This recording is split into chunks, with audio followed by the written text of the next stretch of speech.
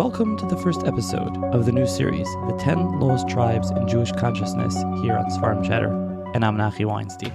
In this new series, we will explore the legend of the 10 Lost Tribes of Israel, starting with its origins in Tanach, through the early medieval period, the Middle Ages, the early modern period, and going until today, with Ethiopian Jews, Indian Jews, and other tribes and others who claim a connection to the lost tribes.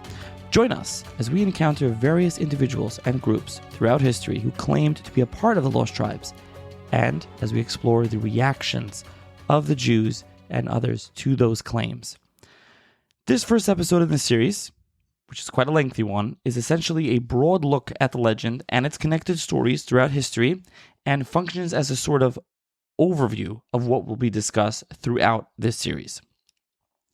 The corporate sponsor of this series is once again, for the third series here on Sfarim Chatter, following the Tractate Sanhedrin and the Spain series, Gluck Plumbing. For all your service needs, big or small in New Jersey, with a full service division, from boiler changeouts, main sewer line snakeouts, cameraing main lines, to a simple faucet leak, Gluck Plumbing Service Division has you covered.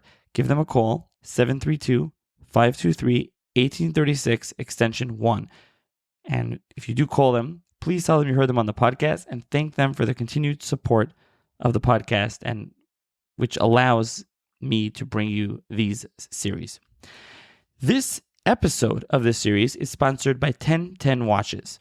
When making this podcast and turning back the clock on history, I can't help but gaze upon my wrist and notice my exquisite timepiece I recently purchased at 1010 Watches. Carrying an array of fine timepieces, their various brand selection and styles, guarantee you'll find something to suit your watch purchasing needs. At 1010 Watches, as in this podcast, we let time do the talking. And I'll have their information in the show's notes. They're located in Lakewood, and I will have their information in the show's notes. To sponsor an individual episode for this series, please email me, svarimchatter@gmail.com, as individual episode sponsorships are available. Additionally, for each episode in this series, my plan is that there will be a connected essay/written post. Will be with some behind-the-scenes information, my preparation reading materials, my impressions, and so on. That will be available at Sfarim Chatter Substack, which is new. For those of you not familiar with Substack, it's kind of a blog. It essentially is, but you can check it out. There'll be a link in the show's notes. Please subscribe. There's also a paid option, monthly or yearly, which is very much appreciated. There'll be some bonus content throughout the year if you do that. Additionally, I want to give a shout out and a thank you to Usher Tesser of Control A Creative for the custom soundtrack for this series artwork, special artwork for this series, as well as various other technical help for this series. So if you need anything, you're looking for soundtracks, you're looking for editing, podcast setup, graphic design, he's terrific. And reach out to me again, svarimchat@gmail.com. Happy to put you in touch with him. Now, just a programming note here. The other series I've been releasing on Wednesdays and releasing the regular episodes on Sunday. This episode is being released on Sundays, you'll probably notice, for those of you that are familiar with the previous series. And that's for a variety of reasons, but this series will be running on Sundays.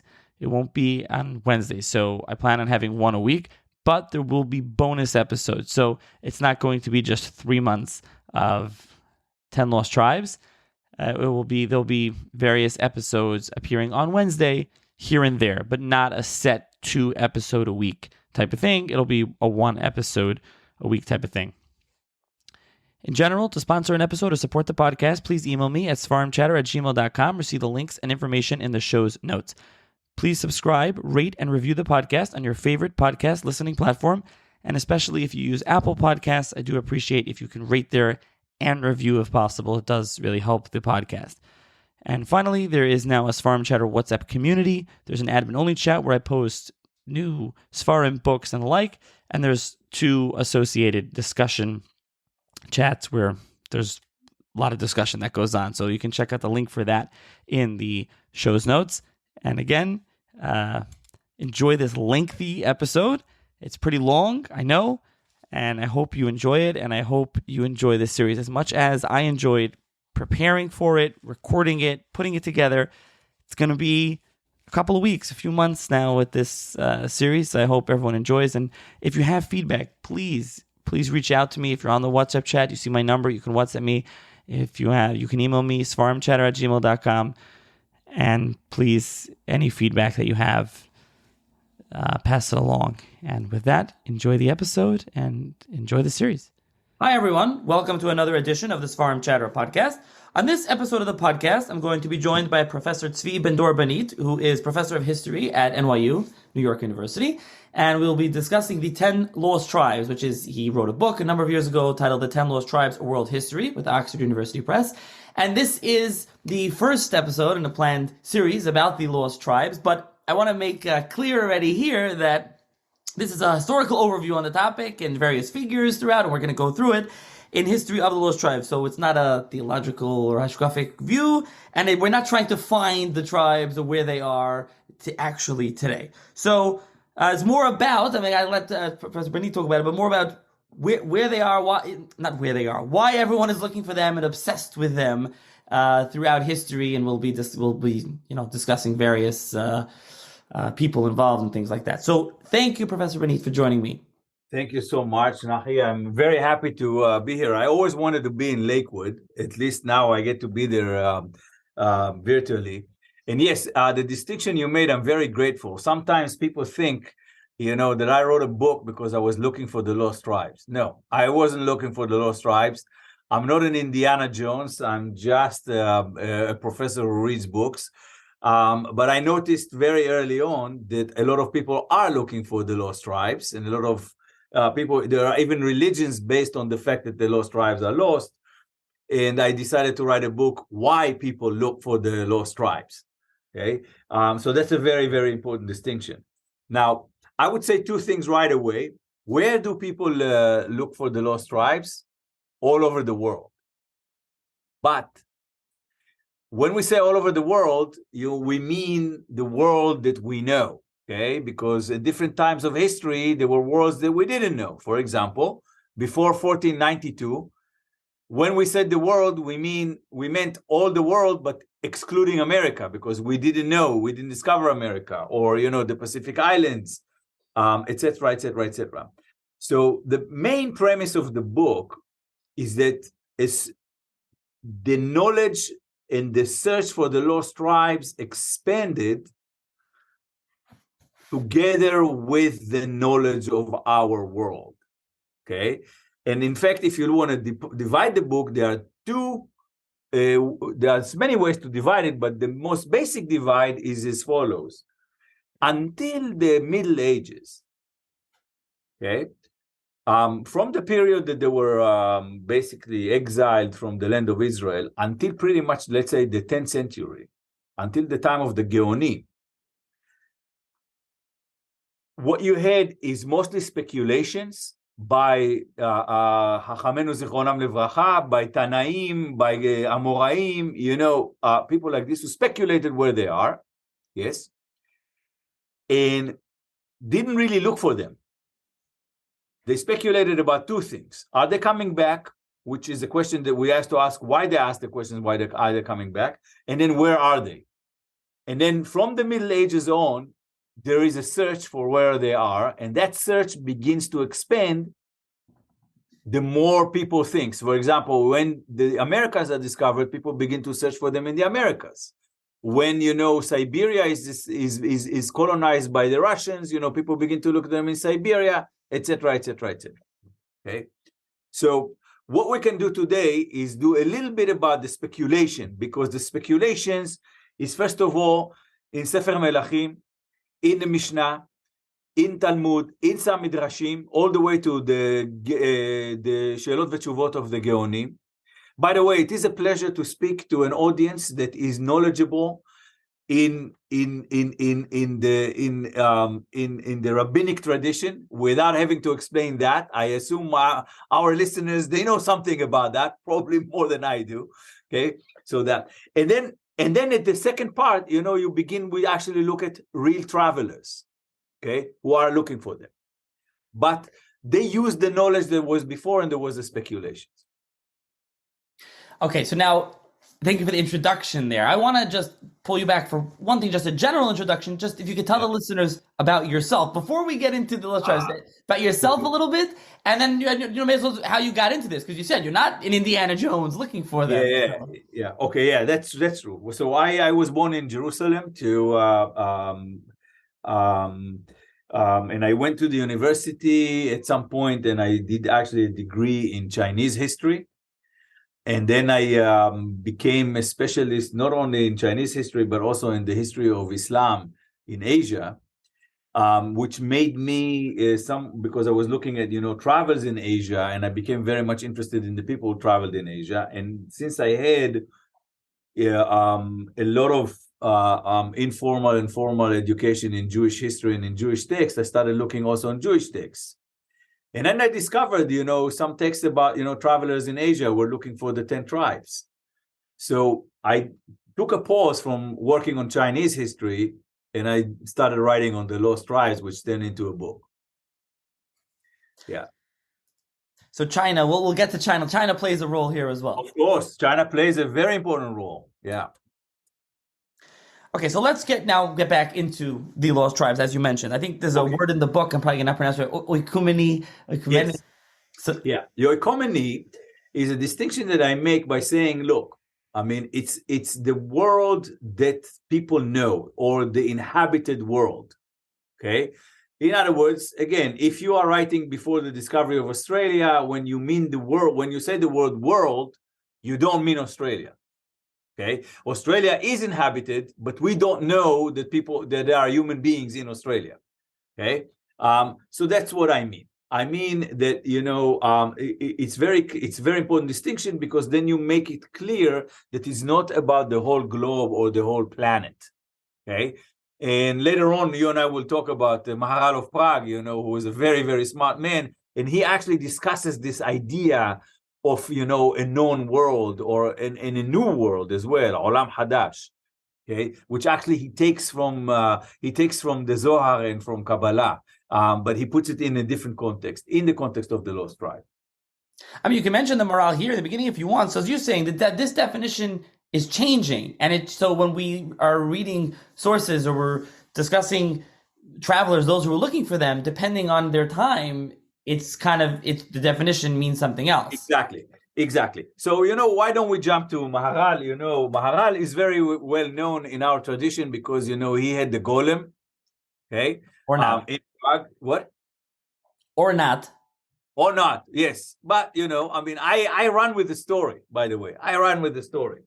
Okay. An incredibly important rabbi and a thinker and, a leader in Europe in a difficult time.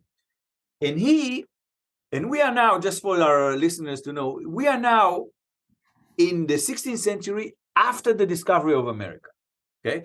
And he writes in his book, in order to address some claims that people are saying, well, we discovered the new world and we searched the new world.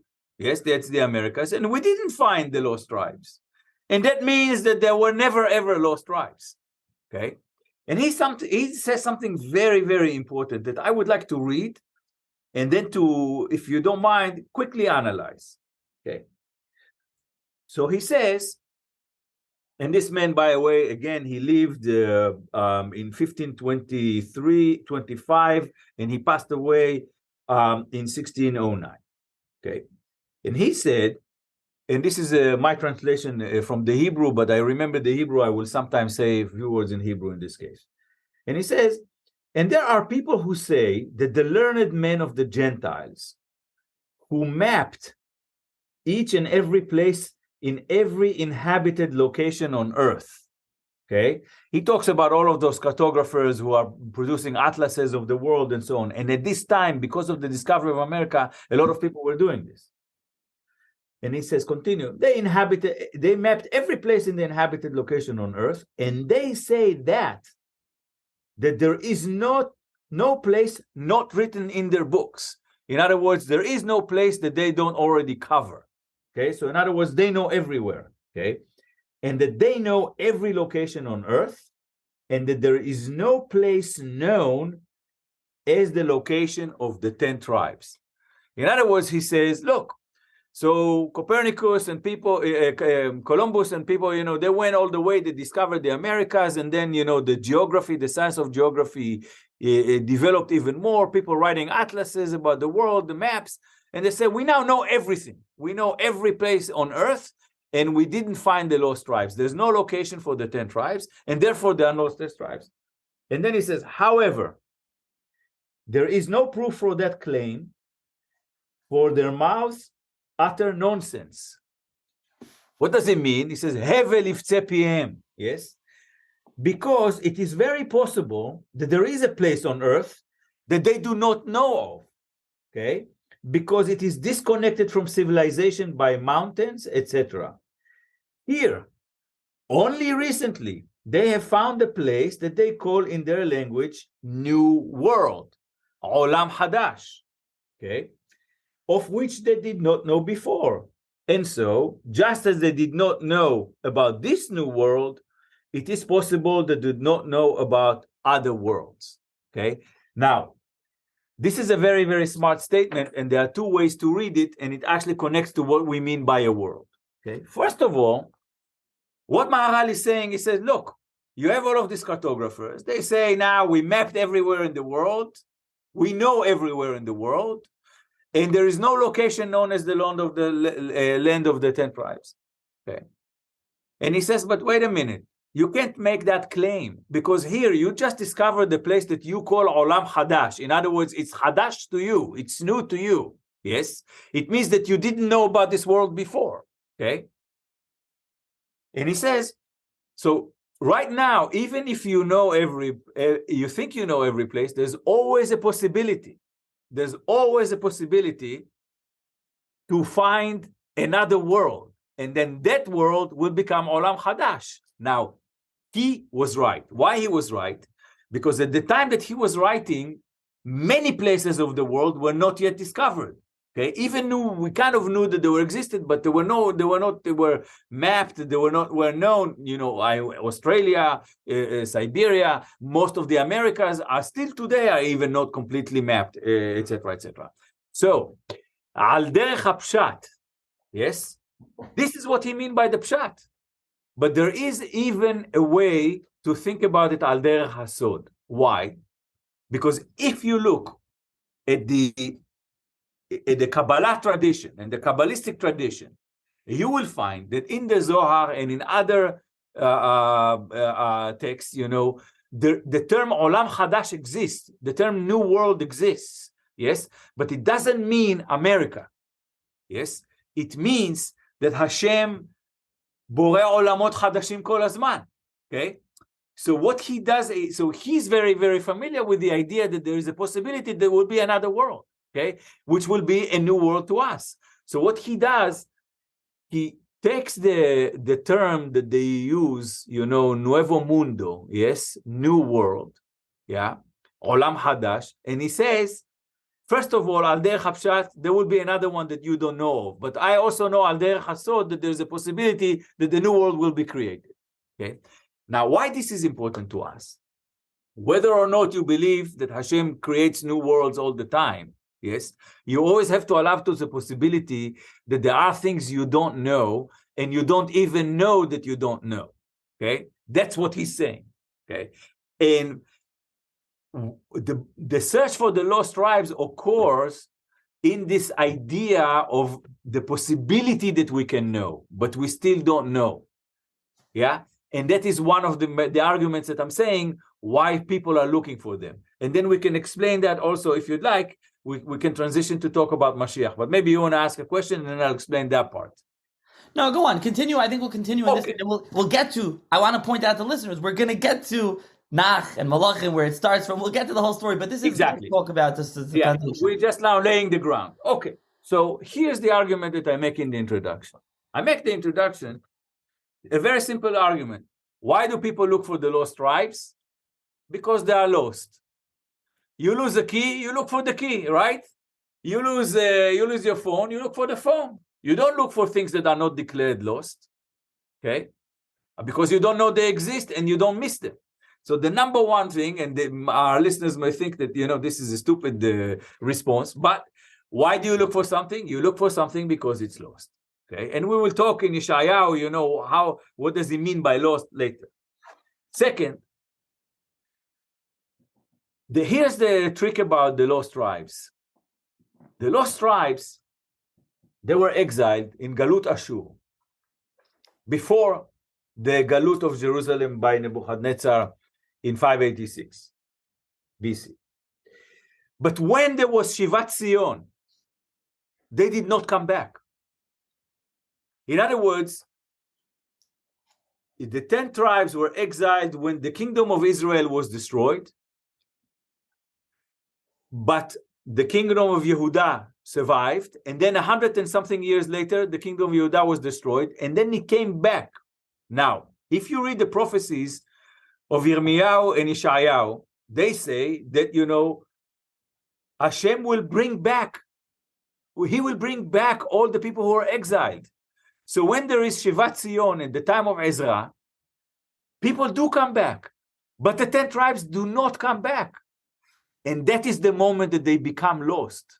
Because if Yeshayahu promised that everybody is going to come back, yes, why didn't they come back? Okay, so that begins the debate in the Jewish tradition and in the rabbinic tradition about whether or not they are coming back. And if they didn't come back yet, where are they now? Now, why this is important? Because if you think about the time of Mashiach, the time of Mashiach is a moment in time, okay? And we do not know when it's going to happen. In other words, you have a Midrash that says, the world exists 7,000 years, 2,000 years, 2,000 years, 2,000 years, and then the seventh millennium is Mashiach, by definition, okay? But before that, Mashiach can only come at any given moment. But we do not know that, okay? And there's nothing we can do about it. There's nothing, okay? Of course, you have different traditions. They say that there's plenty to do about it, but no one can really hasten the time, okay? Now, however, if the promise is that the 10 tribes will return with Mashiach, and if there at any given moment, there should be somewhere on earth, and we don't know that place, we can try to look for them ourselves.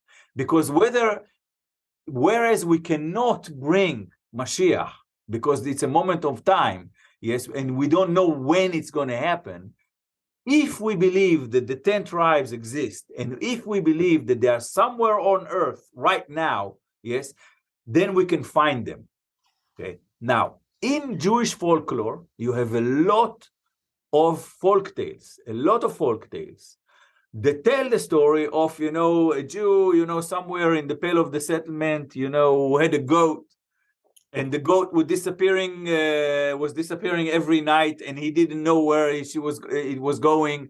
And then one day he decided to follow the goat, and he followed the goat, and he discovers that the goat crosses the river and goes to the land of the 10 tribes.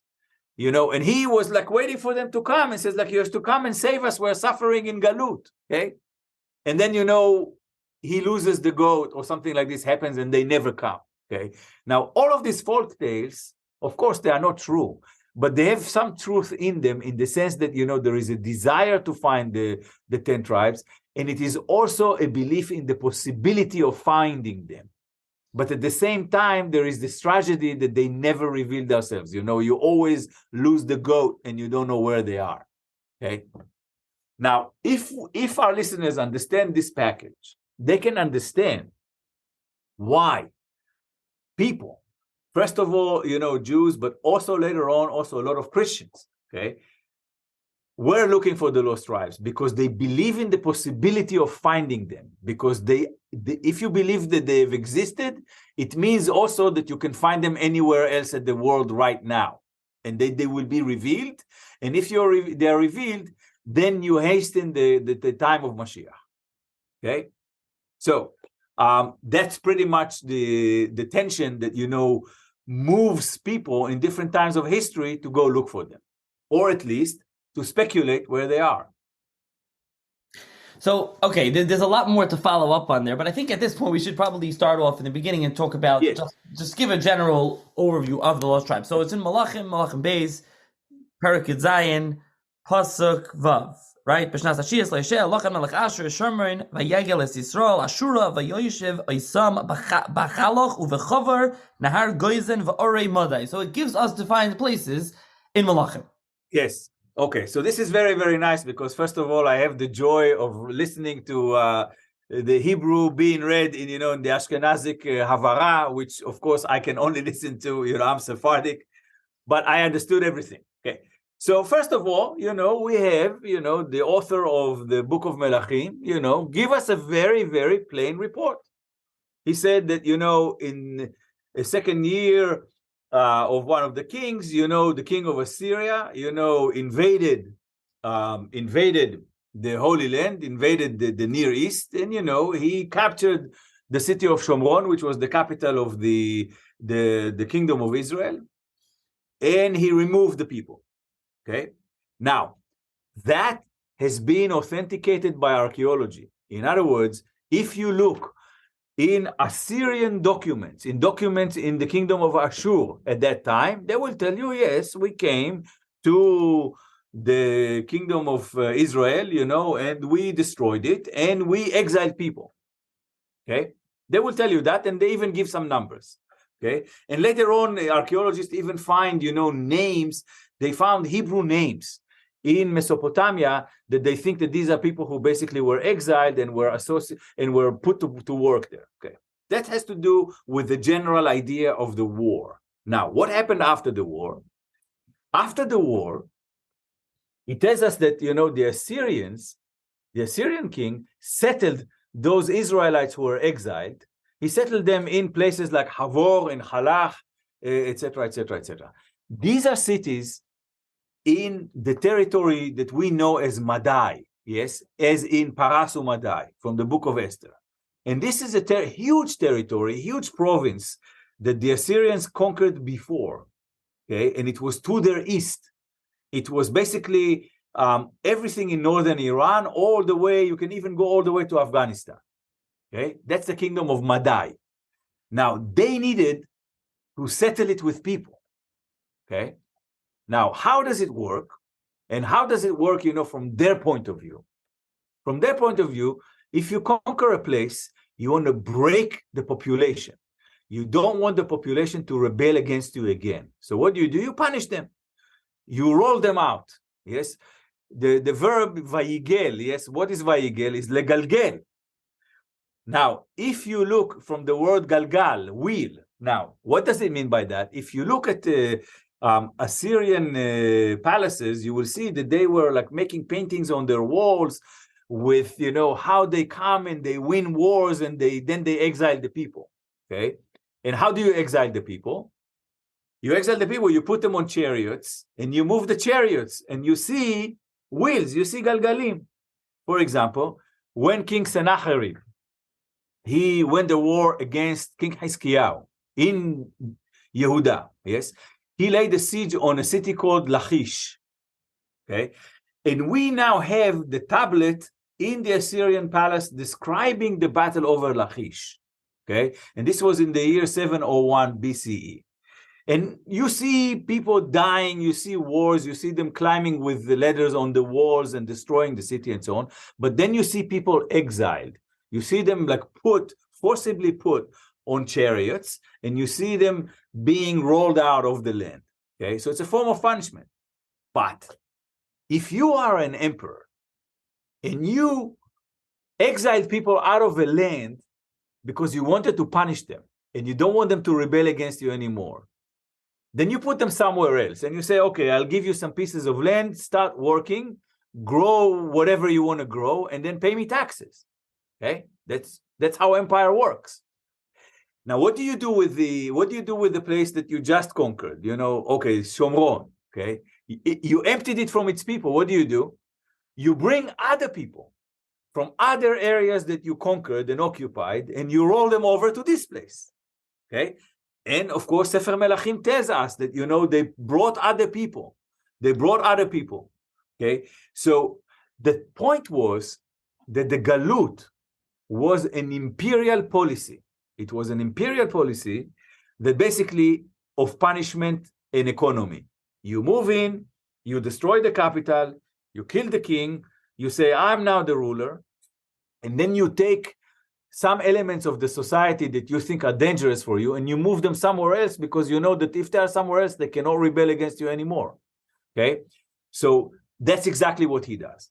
Now, the biblical author, the person who writes Sefer Melachim, he does two things that are very important to us. Number one, he gives you the names, okay, which we have a reason to believe that these were real names of real places, that they heard that the people were settled there, forcibly settled there, okay? But we don't know where they are because the names of the places change, the name of the geography changed, etc., etc., etc.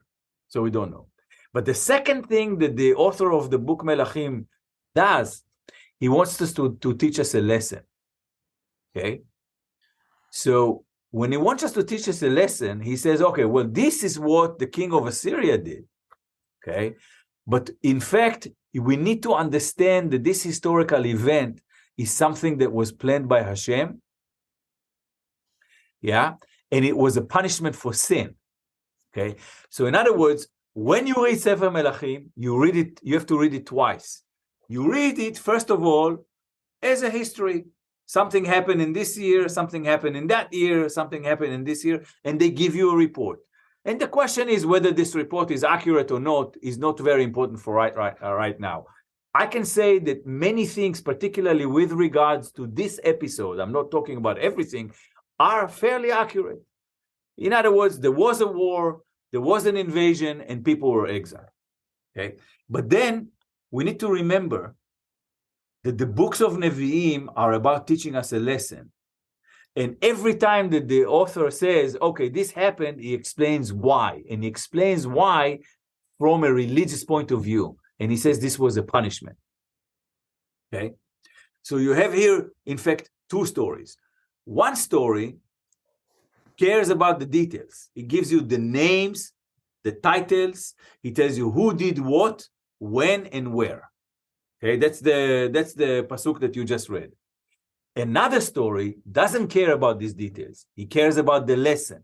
And the lesson that to be taught is that these people were punished, yes, for their sins. So first of all, you mentioned the author of Malachim. The Gemara in Bava Basra says it was Yirmiyahu, that Yirmiyahu wrote. Yeah. So we'll point that out. Yes, I would like to say even more about that. So I read, there is a great Bible scholar here in the United States whose name is Richard Friedman. And he did, a literature analysis. And, he came to the conclusion that it possibly was Yirmiyahu. Yes. And I agree. I mean, but we have to see it in a different way. In other words, there are chronicles because Sefer Melachim tells us ויתר דברי המלכים, יתר הדברים אשר עשה המלך, הלא הם כתובים על ספר דברי המלכים לבית ישראל ויהודה. In other words, they were using another chronicle when they were making this book. Okay? In other words, there were other things in the temple or in the palace of the kings, which the author of Sefer Melachim, he tells you, and the rest of the things were written on that book. Okay? I'm just using it to give you the important stuff. Okay. Yeah. Okay. So as you mentioned, here it gives us a location. So the first, as you say, they were lost when everyone else came back. But the first location that we have, for them is written in Malachim. So this is the location, and then this becomes a question of speculation where exactly this is. Exactly. So, by the way, the moment we move to the book of Ezra, and we realize that they are not coming back. And not only that they are not coming back, we have now two situations. We have Jews that we know where they are, in Bavel and in Eretz Israel. And how do we know that? We know that, for example, because the book of Esther talks about Jews living in Shushan. Yeah? So we know we have connections with them, we have communications with them, and that's a known fact. There is even archaeology about that, that's fine. But then there are suddenly Israelites, yes, that we don't know where they are. And then you begin to think, where are they? And then you say, well, they're not in Madai. Maybe they moved on. Okay, maybe they disappeared from Madai. Okay. And then from the time that you move from the Shivat Zion, yes, in the time of Ezra and Nehemiah, all the way to the Second Temple period, yes, you probably just have rumors and speculations and some debate. Okay, and if we talk about this, we can move now to the Mishnah.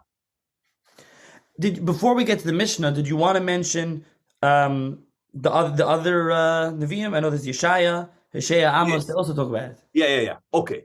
Now, Yeshayahu and Amos, they are earlier than Yirmiyahu. Okay, but there is a prophecy. Yeshayahu is writing about the time he's living at the time of the Assyrian wars. He lives in Jerusalem, and he witnesses. Don't forget. Let's tell our listeners. We're talking about 60 kilometers. Okay, Shomron and Nablus, or the northern kingdom are basically 60 kilometers north of Jerusalem. So they knew what was going on. They knew what happened.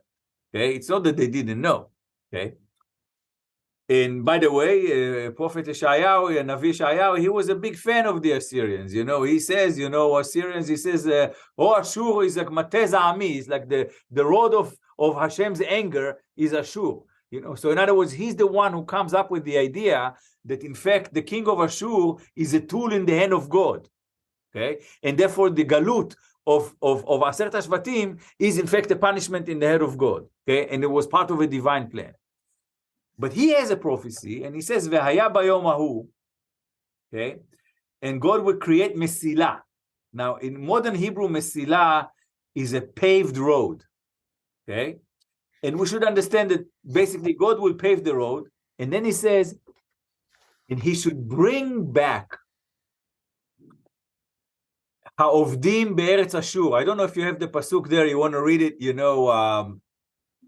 want to read it? Yeah. Which pasuk am I reading? The pasuk about ha'ovdim be'eretz Ashur. In Yeshayahu. Hold on, I'm going to find it. 1 second. So Yeshayahu Chav Zayin Yud Gimel, famous prophet. You talk about Shefer Gadol v'ha'ovdim be'eretz Ashur v'anidachim be'eretz Mitzrayim v'shtachim Hashem b'har kodesh b'Yerushalayim. Yes. Okay. So that's a very, very powerful prophecy. Okay. Now let us take a look at this. Let us take a look at this pasuk this way. Okay.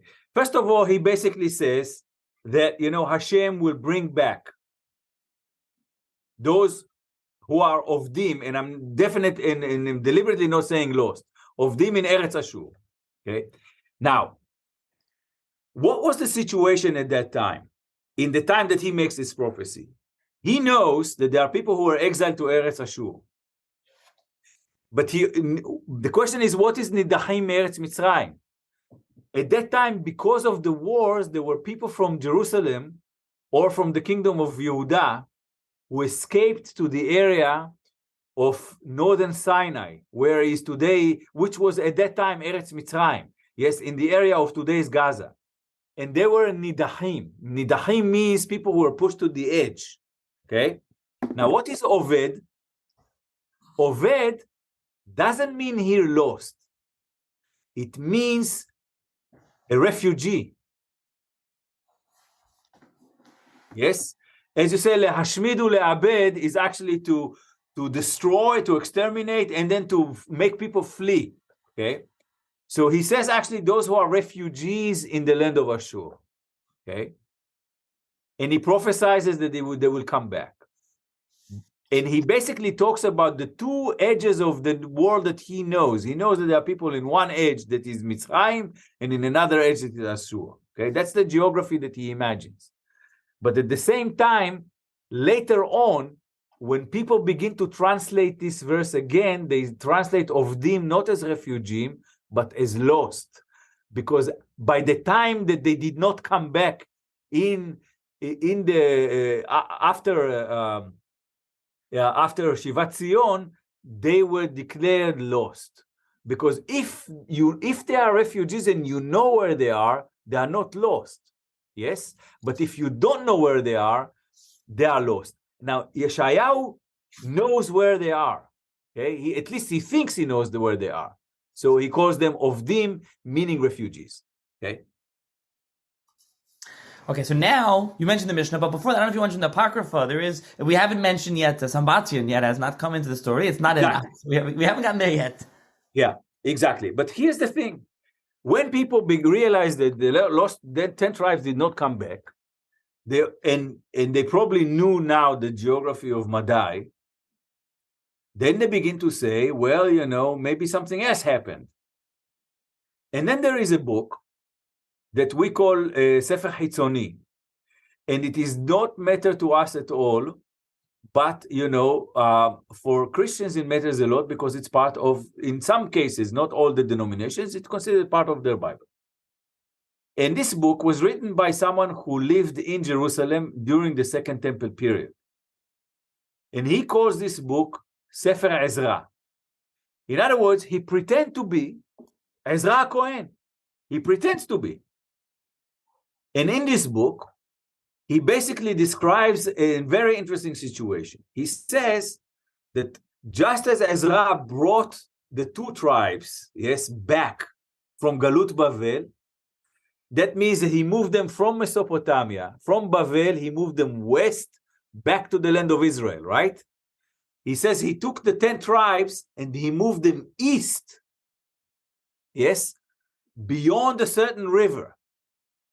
Okay, beyond a certain river, so they will wait there until the end of days. In other words, what he does, he takes the book of Ezra that we know from the Bible, from Tanach, and he creates a parallel to it. And he says, if you ever ask yourself why Aseret HaShvatim did not come back, here's why they did not come back.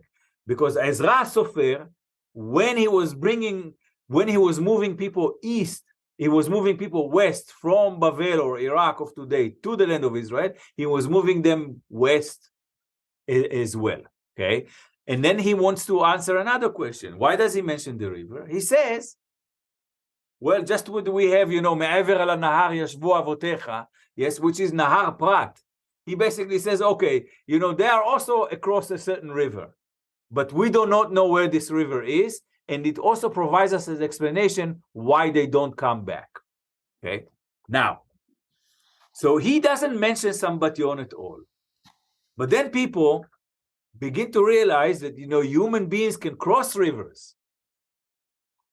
So now you need to come up with an explanation. What is so special about that particular river that the 10 tribes are across that river and they don't come back? And then you begin to have another folklore, because then they begin to say, well, first of all, you have Roman historians who say that there is a river in Judea, that the river is this is a river that is Shomer Shabbat. He flows and he runs, with rocks and heavy water for 6 days, and he stops on Shabbat.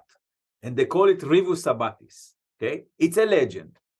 Okay, but now people begin to attach that river and they say that's the special river where, the 10 tribes are, where they live. And here's the trick, because it answers another question. If you ask yourself where they are and why they don't come back, now you have the answer.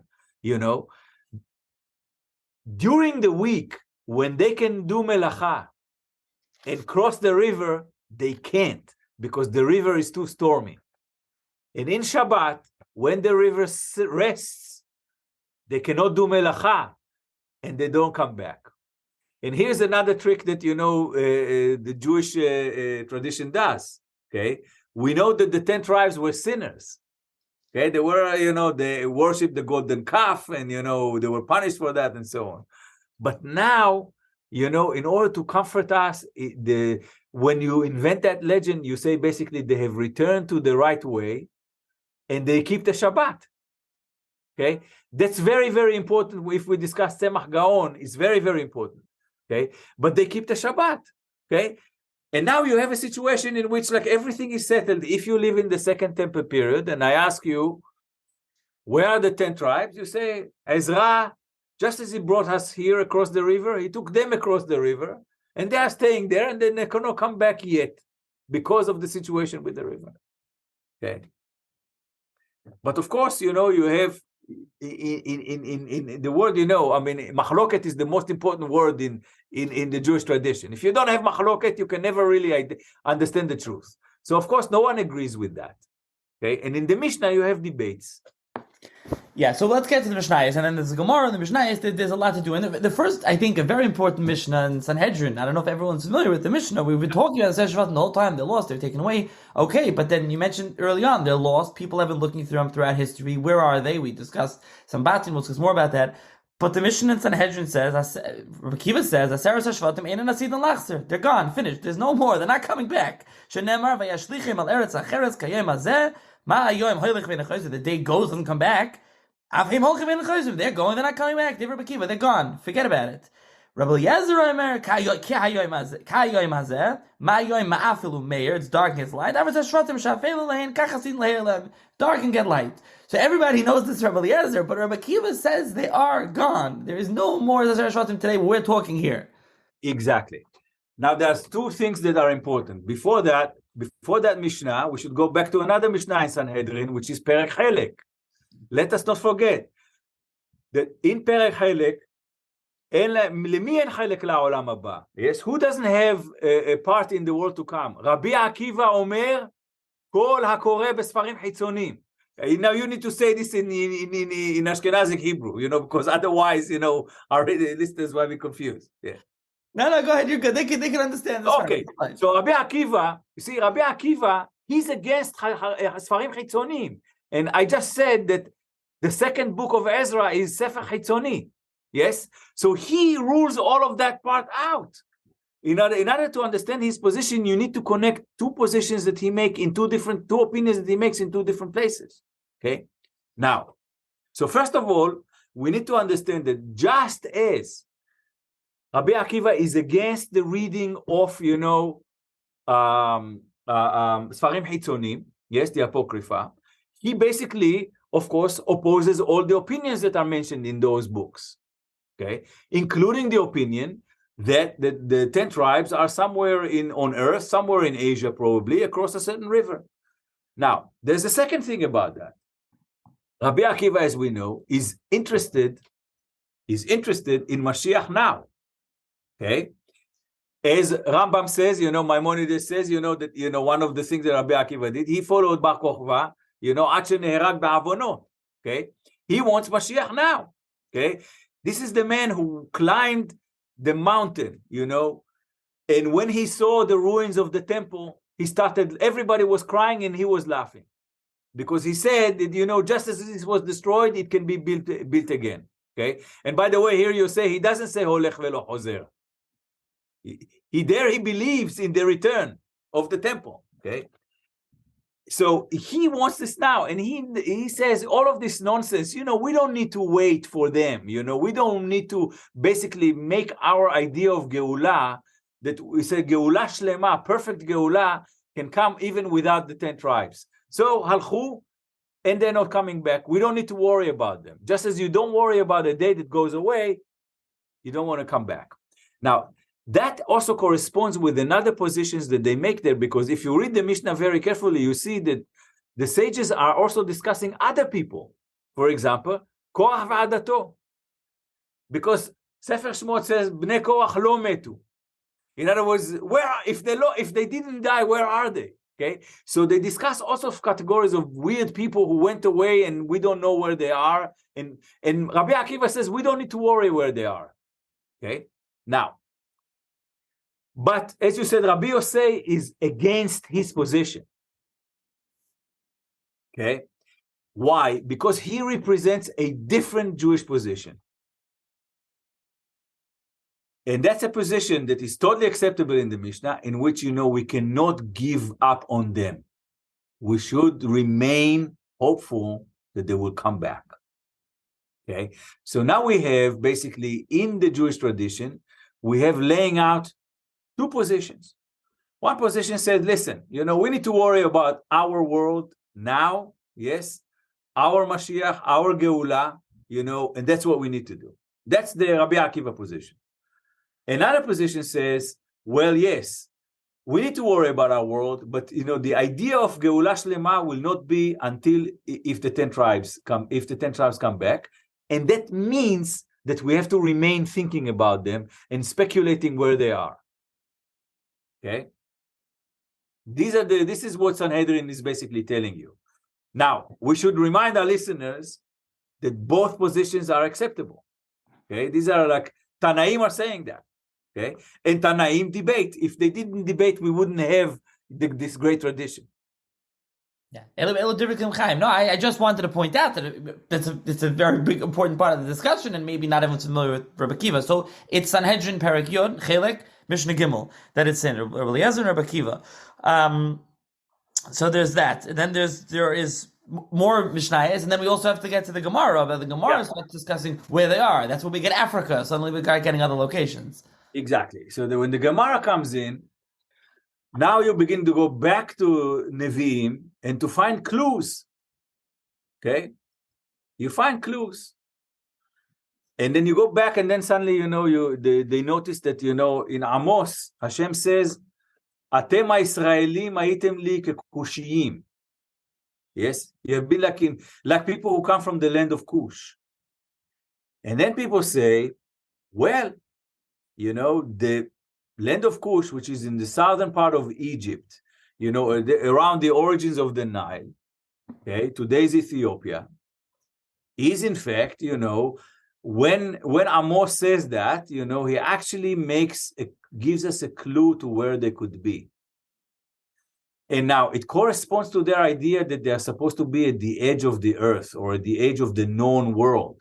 Because if you live in that period, your known world, our known world include the entire planet, but their known world was basically, it's very easy to know, was Mehodu Va'ad Kush, right? As the book of Esther says, and the kingdom of Persia was like 127 Medina, 127 kingdoms, Mehodu Va'ad Kush, from India all the way to Ethiopia. Why is that? Because the geographical knowledge of the people who living in the time of the Gemara, yes, is basically the size of the Persian Empire. And the size of the Persian Empire was all the way from India to Egypt, to the edges of Egypt, the beginning of Ethiopia. Now, since they know all of this territory, they say the 10 tribes are not here. Where are they going to be? They're going to be beyond the boundaries of this territory. And then they find in Amos a clue, because Amos says, Atem ha'Yisraelim haytem li kekushiyim. You will look to me like as if you were Cushites, people coming from the land of Cush. Okay, so they say, you see, that's where they are. Now, the other people said, well, they must be in India because they have to be beyond what we know. Okay, and then they begin to come up with all sorts of other speculations because they look at the geography and they begin to make all sorts of other inventions. Yeah. And we can talk about it in the Midrash Eser Galuyot if you'd like. Yeah, we should talk about Medrash, so you should continue, yeah. Okay. So the Midrash basically begins now to talk about it even more. Okay. And you have Midrash Eser Galuyot, the Midrash of the 10 exiles, while they're discussing all sorts of other things, they discuss also where are the 10 tribes. And I'm going to there's a lot of there, and I'm going to mention two things. Okay. One is that they were thrown away beyond a certain river.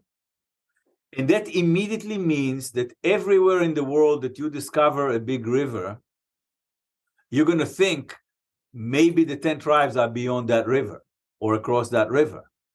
Okay? So first of all, you know that they are not in the Euphrates, they're not in the Nahar Prat. Okay, but what happens when you go to India and you discover the Ganges? And then people say Ganges is Gozan. Yes? When you go to the Americas and you find big rivers in Peru, you say maybe that's the river that the Bible is talking about, etc., etc., etc. Okay? But Midrash Eser Galuyot also say another thing. He says some were exiled to Madai, some were exiled into another land, Eretz Acheret, and some, he says, Yarad Alehem Ha'anan. Okay? A cloud covered them. Now, first of all, what does it mean? All of this means? It means, first of all, two things. First of all, if the Gemara is asking itself, where are the lost tribes? It means that they are trying to think where they are. It means that they are thinking about them. It means that they are trying to speculate where they are. Okay. In other words, unlike Rabbi Akiva, the concern about the 10 tribes continues. The fact that there is a debate about where they are, even if it's accurate or not, if it's imagined or not, means that people are thinking about them. Okay. Second, since you don't know a lot of geography, you need to do two things. You need to work with what you have, but you also need to explain why they're not coming back. Okay. And now you begin with all sorts of mystical explains. So you say, okay, they are beyond very, very tall mountains. So they are there. We know that they are there, but we cannot reach out to them because they are beyond very tall mountains. Another case is because, they were covered by a cloud. Okay. Now, when you say they're covered by the cloud, you basically solve two problems. You immediately solve the problem. If you imagine that this is like a sugya, you solve the sugya. Why? You say, first of all, here they are. They're somewhere there. Second of all, before you ask me why they're not coming back or why we can't see them, let me tell you right now, they're covered by a cloud. Okay? And that means that not only you need to find an explanation to where they are, you need to also find an explanation why we don't have any information about them. Okay? Why there's no communication with these people. The Jewish world was communicating. Now, if we are allowed making a digression to the future, and here I can say something about me as a historian of China. So there used to be a rabbi in Europe named Aharon Halevi Fink. And he, in 1860, he heard that the British Empire is going to have war, going to go to make war with China. And he says that he convinced one of the British officers who was in India to allow him to join the British Army. Okay, and he joined the British Army, moved into China, they invaded China. Okay, and then he says, I started tour China, and I discovered the 10 tribes. Now, he says, I discovered them in the province of Sichuan. Okay. Now, if you know something about Sichuan, then you begin to laugh immediately. But in order to really appreciate it, you need to know both the geography of China and you need to know the Gemara. Why? Because the province of Sichuan in China is mountainy. It's a lot of mountains, and they are always covered with fog, always covered with clouds. Not only that they are covered with clouds, the province south of Sichuan, it's called Yunnan. In Chinese, it means south of the cloud. In other words, if you are south of the cloud, what is north of you, which is the province of Sichuan, is the cloud. So when he arrived in there, he saw mountains covered with clouds. And he, of course, knew the Midrash. And he says, that's their land. Here, I found a land that is covered, that has a lot of mountains, and is covered... covered with a cloud. And, this is what the Amoraim in the Gemara were talking about. Okay.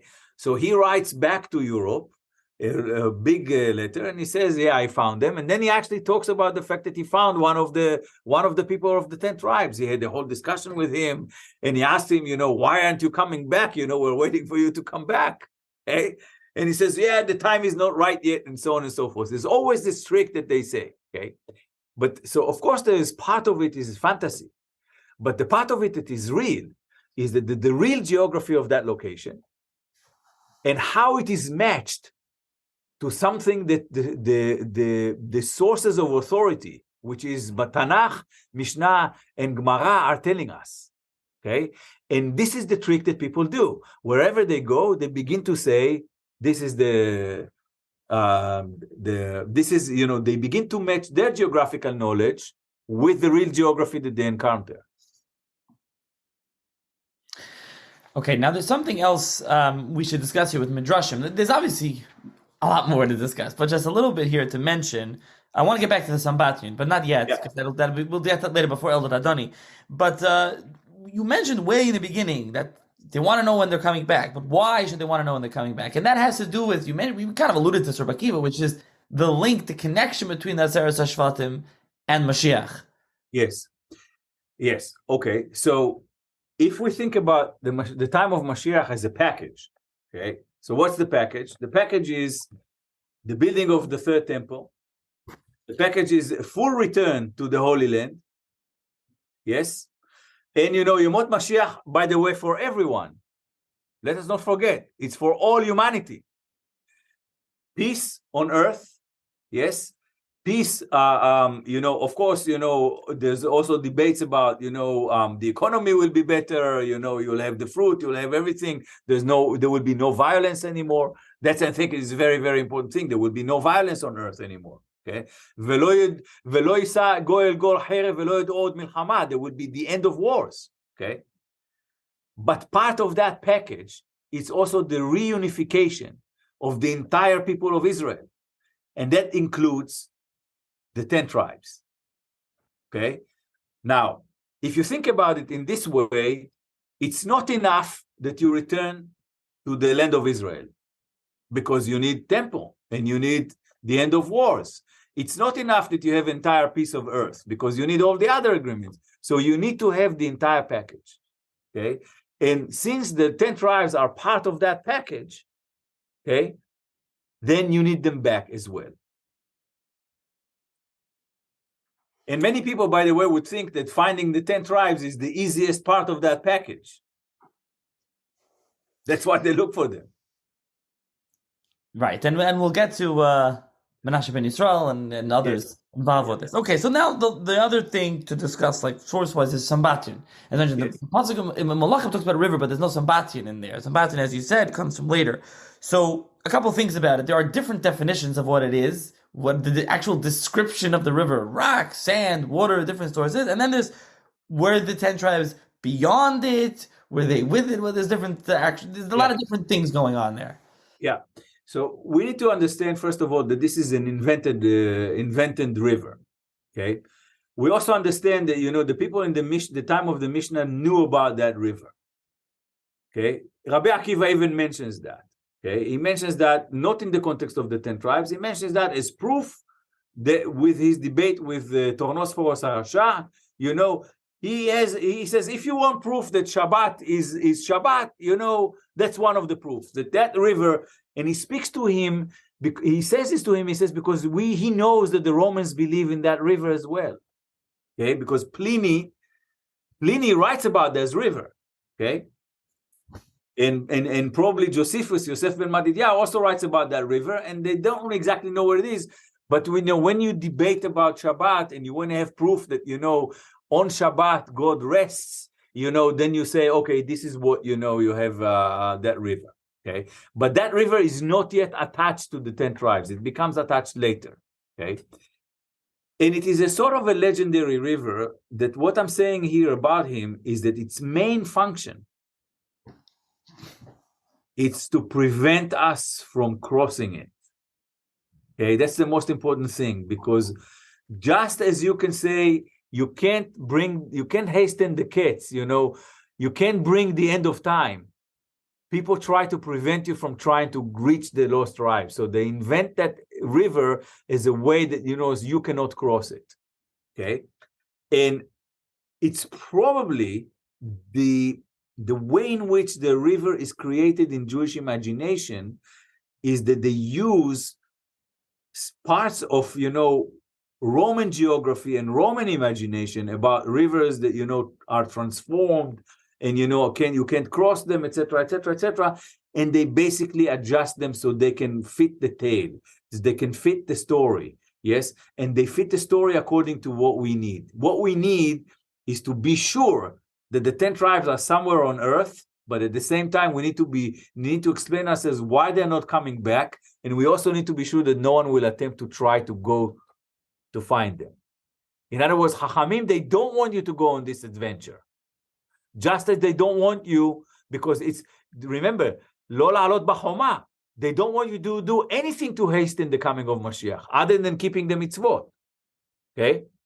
So the river Sambatyon, with all of these mechanisms that he doesn't allow you to cross it during the week, and on Shabbat you can cross it, has to fulfill that function that is basically uncrossable until the end of time. Right. So I mentioned this. I want to just clarify. So Pliny says that it runs every day, and Shabbos it dries up. Josephus says the opposite. On Shabbos it runs. There's other shitas, and then there's other opinions. We get later on rocks, and Prester John story. I think it comes to the sand, the rocks. There's other different things. But another thing is, like I said, some say that, like you mentioned, they're beyond the river, and then we get to. I think we should mention this here. We get to the Bnei Moshe, right? The sons of Moses. Yes. But they're beyond. It's not the Aseret HaShvatim. There's a new thing. Exactly. But now here's the thing that is very, very nice. You see, once you invented that legendary river that swallows all of the categories of people that you don't know what to do, then we begin to think about other people. For example, you have Bnei Rechav. Yirmiyahu talks about people Bnei Rechav that are so righteous that that these were Kohanim in the Mikdash, that their father said you should never drink wine. Okay. So when there is Galut Bavel, they are saved. Now, then they are the descendants of Moshe. Okay, Moses, his children were protected. They don't go to exile. They get special treatment. Okay, so there is this location where Hashem puts all the VIPs. In other words, they're in Galut, but not in our Galut. Okay, Bnei Rechav, Bnei Moshe. Okay, in other words, the children, the actual biological children of Moshe, they're with us, but because they're biological children of Moshe, they cannot just go to Babylon with the rest of us, they need a special place. So the Talmud says, okay, they all go, once we have this big place called Sambatyon, now you put all of them there.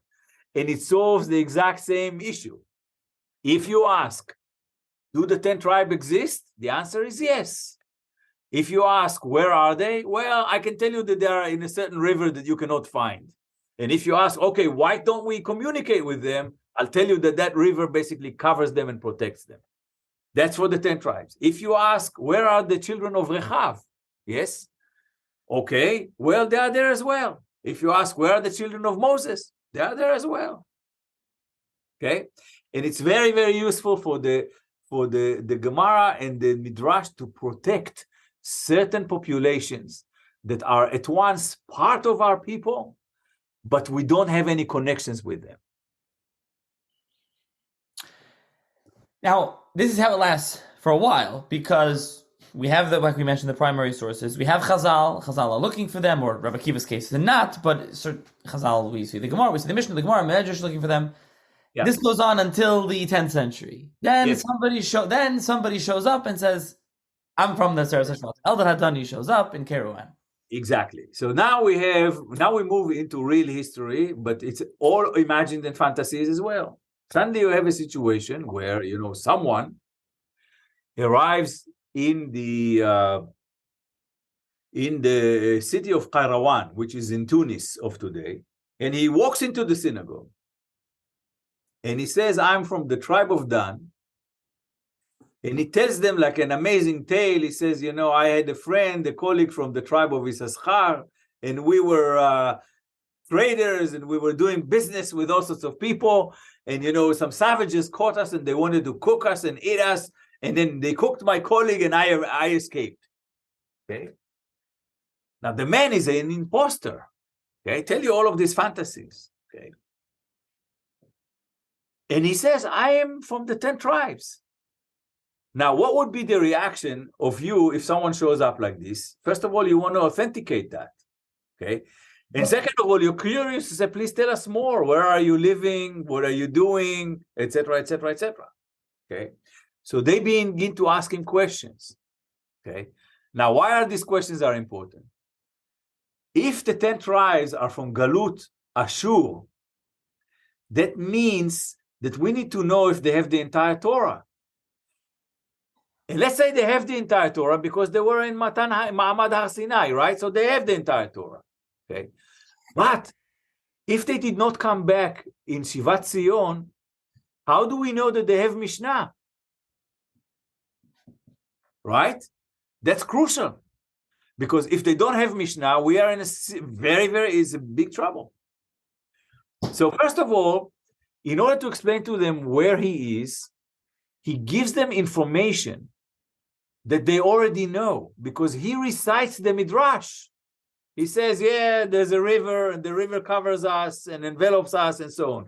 And he knows that they know that, because he read the same Midrash. Okay? And then they ask him what I think is the crucial question. They ask him, do you have Mishnah? And they ask him about Shechita and about all of these things because they're curious. Okay? And he says, yes, we have Mishnah. That is very, very important. Because if you have that question, and now you need to basically make sure that you know what you're talking about, and this man is not a liar, you write to the most important halachic figure in that period, which is in Bavel, Geonim. So they write a she'elah. Okay? They say, well, there is this man, Eldad, he came in, he told us all of these things, and he told us where he is, basically, and they re-quote the Midrash, but not the Midrash from the Gemara, the Midrash as he told them that. Okay? You see the circulation of the information? But then they come up with a new information. They say, we asked him, do you have Mishnah? And he said, yes. And they said to him, this is their halachot of Shechita. Please consult them and tell us if this man is real. Now, the She'elah travels to Bavel, and Tzemach Gaon receives that. And Tzemach Gaon now needs to give you an answer. Now, first of all, he says, yes, we have evidence in our tradition, our Midrashim. So you see, he circulates that information back to them. He says, our Midrashim says that somewhere in Ethiopia, the 10 tribes are. Okay? Because, and he quotes Amos and all of that stuff that we already quoted before, following Chazal. Okay? And he says, yes, so in terms of if you ask if it corresponds to our tradition and our speculations, yes, it does. And let us not forget that the Chazal are inspired by Hashem, when they talk about this. They don't just make things up, okay? So he says, that's okay. And the second thing is, there is a reason why we need to ask why he hastened to answer in the affirmative. Okay, even though the story sounds fantastic. Yes? I think that he wants to answer it fantastic because in Bavel at that time you have debate. What is the debate? The debate it is between the people who follow, Torah Shebe'al Peh, and then between people who are called Karaim. They do not follow Torah Shebe'al Peh. They say there's only Torah, okay, and therefore there's no Mishnah. Now, if you are the Gaon, like Rabbi Saadia Gaon, Rabbi Tzemach Gaon, they were engaged in all of these wars and quarrels with the people who claimed that there was no Torah Shebe'al Peh. If you now have this story about someone from the 10 tribes, from Asher Zvatim, who come and says, yes, we have Mishnah, okay, this is proof that even beyond the river, in the other part of the children of Israel, which is the 10 tribes, Jewish history begins to develop according to the way Hashem wanted it to develop.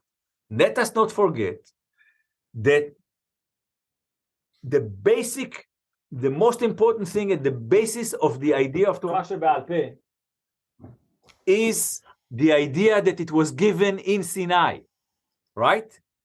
Moshe kibel Torah mi-Sinai, umsara leskeni, Yoshua masar leskenim, etc., all the way to the time of Tanaim, right?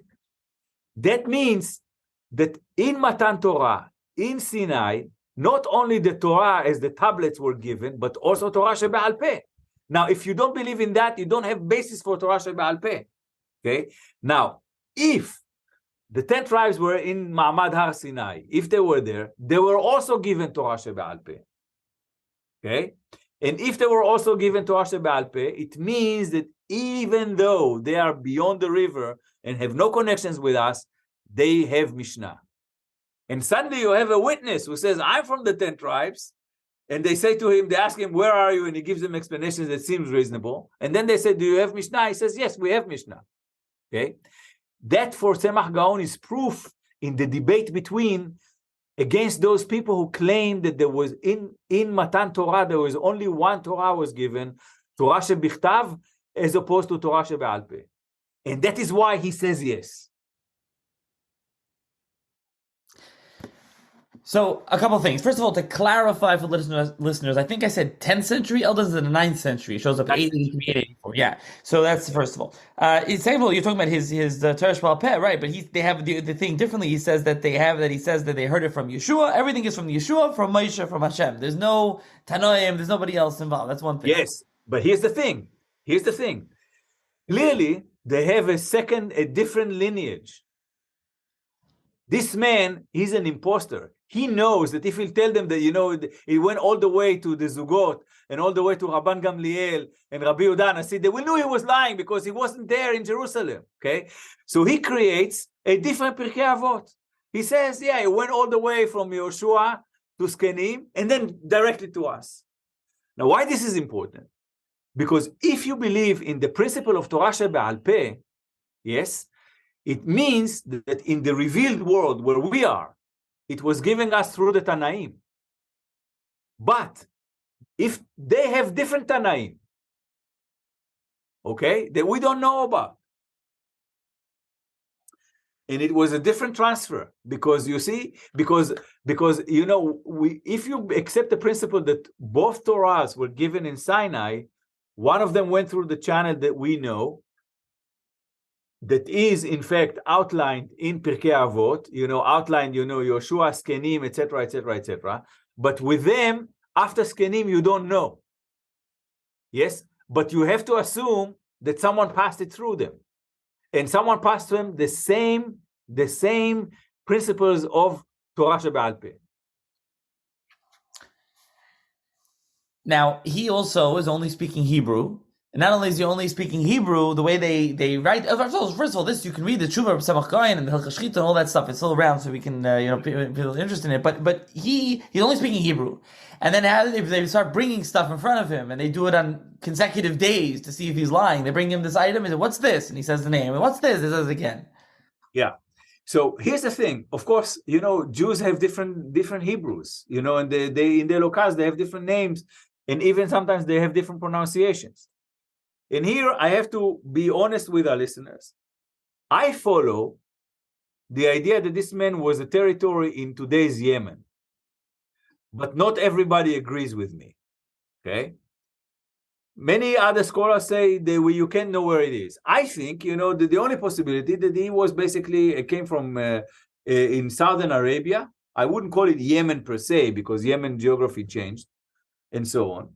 And there was a linguistic named Shlomo Morag, and he analyzed the Hebrew that this man was speaking and the bizarre words that he was using. Okay? And he concluded that this is basically Yemeni Hebrew. Yemeni Hebrew. Now, there's another thing. If this man came to Kairawan from the south, okay, in other words, that he basically went all the way from the Nile, probably all the way to the area of Egypt, and then from Egypt he kind of moved east to Tunis. Okay, then ask yourself, okay, so if he was coming from the southern parts of Africa, how did he get there? Now, we don't know anything about the tip of Africa because this was not yet discovered by the Portuguese. Yes. So it's not Southern Africa of that time. It has to be somewhere in the south, but very, very close to the known world. And the point closest to Africa that is then in the known Jewish world is Yemen. Okay? Because you can cross the Straits of Aden relatively easily, and we know that these people were trading with them. So look, when you talk about imposters, you never know where they are. Yes, but I have the inclination to believe that he was from Yemen. But as you say, not everyone agrees with that. So okay, then in the book. Now, another thing I want to get to with him, so there's obviously much more to talk about, and there'll be in this series there'll be a separate dedicated episode, hopefully to Eldad. Here we're just trying to go through everything as you do in the book. You try to go through everything. The Radvaz of David ben Zimran in Egypt has a tshuva about this, and Rav Yosef uses this in the 20th century to talk about today's Ethiopian Jews. This story of Eldad. Yes. So here's the thing about that, because the Ethiopian Jews, we know today that, they kept traditions that even we lost. Okay. They have a lot of traditions, and they have a lot of their Hebrew, and the way they read the scripture, is very, very important, etc., etc., etc. Okay. So this is not about the claim that the Ethiopian Jews are the 10 tribes. This is about the fact that, there is Jewish presence in this area and the possibility of that. So Rabbi David ben Zimra, this is now we are in the 16th century. Rabbi David ben Zimra, he had a different she'ela.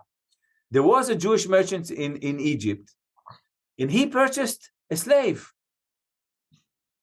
And that slave told him that she was Jewish. Okay?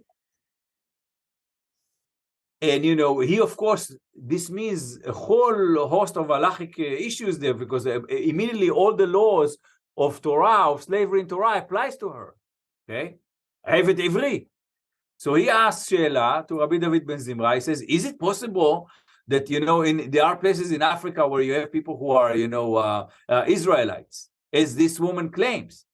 And Rabbi David ben Zimra, he relies on the tshuva of Rabbi Tzemach Gaon, and he says, yes. Because now he has a precedent. And not only that he has a precedent, he provides a precedent for future rabbis.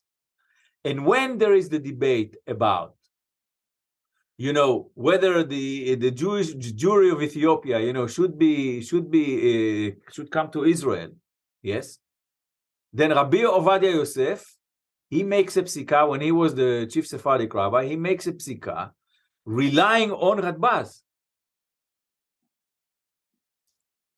Okay, but here's the thing that we must remember here.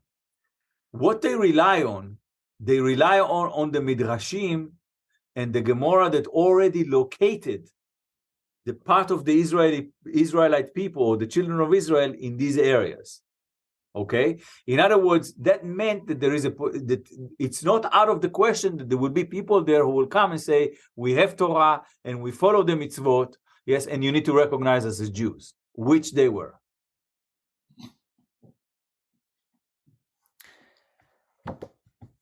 One more thing on Eldad HaDani, as we finish up over here, is as you said, he's an imposter. He was a fraud. This is not the only one to say this. The Ben Ezra, famously, in his commentary on Chumash, he says in Shmais Beis Chav Beis, says Moshe v'zei tzipayir he ish zakushas asher amar v'asher kosav b'divrei hayamim de Moshe al tam, and don't believe it. V'klal amar lecha, I'll tell you a rule. Amar lecha kol sefer shleikasvu neviim was written by a navi oich hachamim b'pia Kabbalah, from tradition. Ain't lismich alav. You can't rely on it.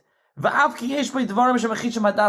things that contradict proper knowledge. V'kacha sefer Zerubbabel, v'gam sefer Eldad HaDani v'daim elhem. So the Ben Ezra's all on, this is baloney. Don't believe it.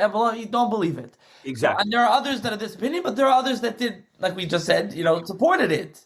Yeah. And and Ibn Ezra, he makes some very, very daring perushim, on the margins. He makes very, very daring statements, but the way they're all solid. Okay, in other words, you can rely on it or not. Now, here's the thing. In as much as Eldad HaDani quotes the Midrash, pretending that he doesn't know the Midrash, he pretends that this is his reality. Okay, he's telling the truth according to the Gemara. Okay, except that he doesn't tell you that that's what he does. Okay.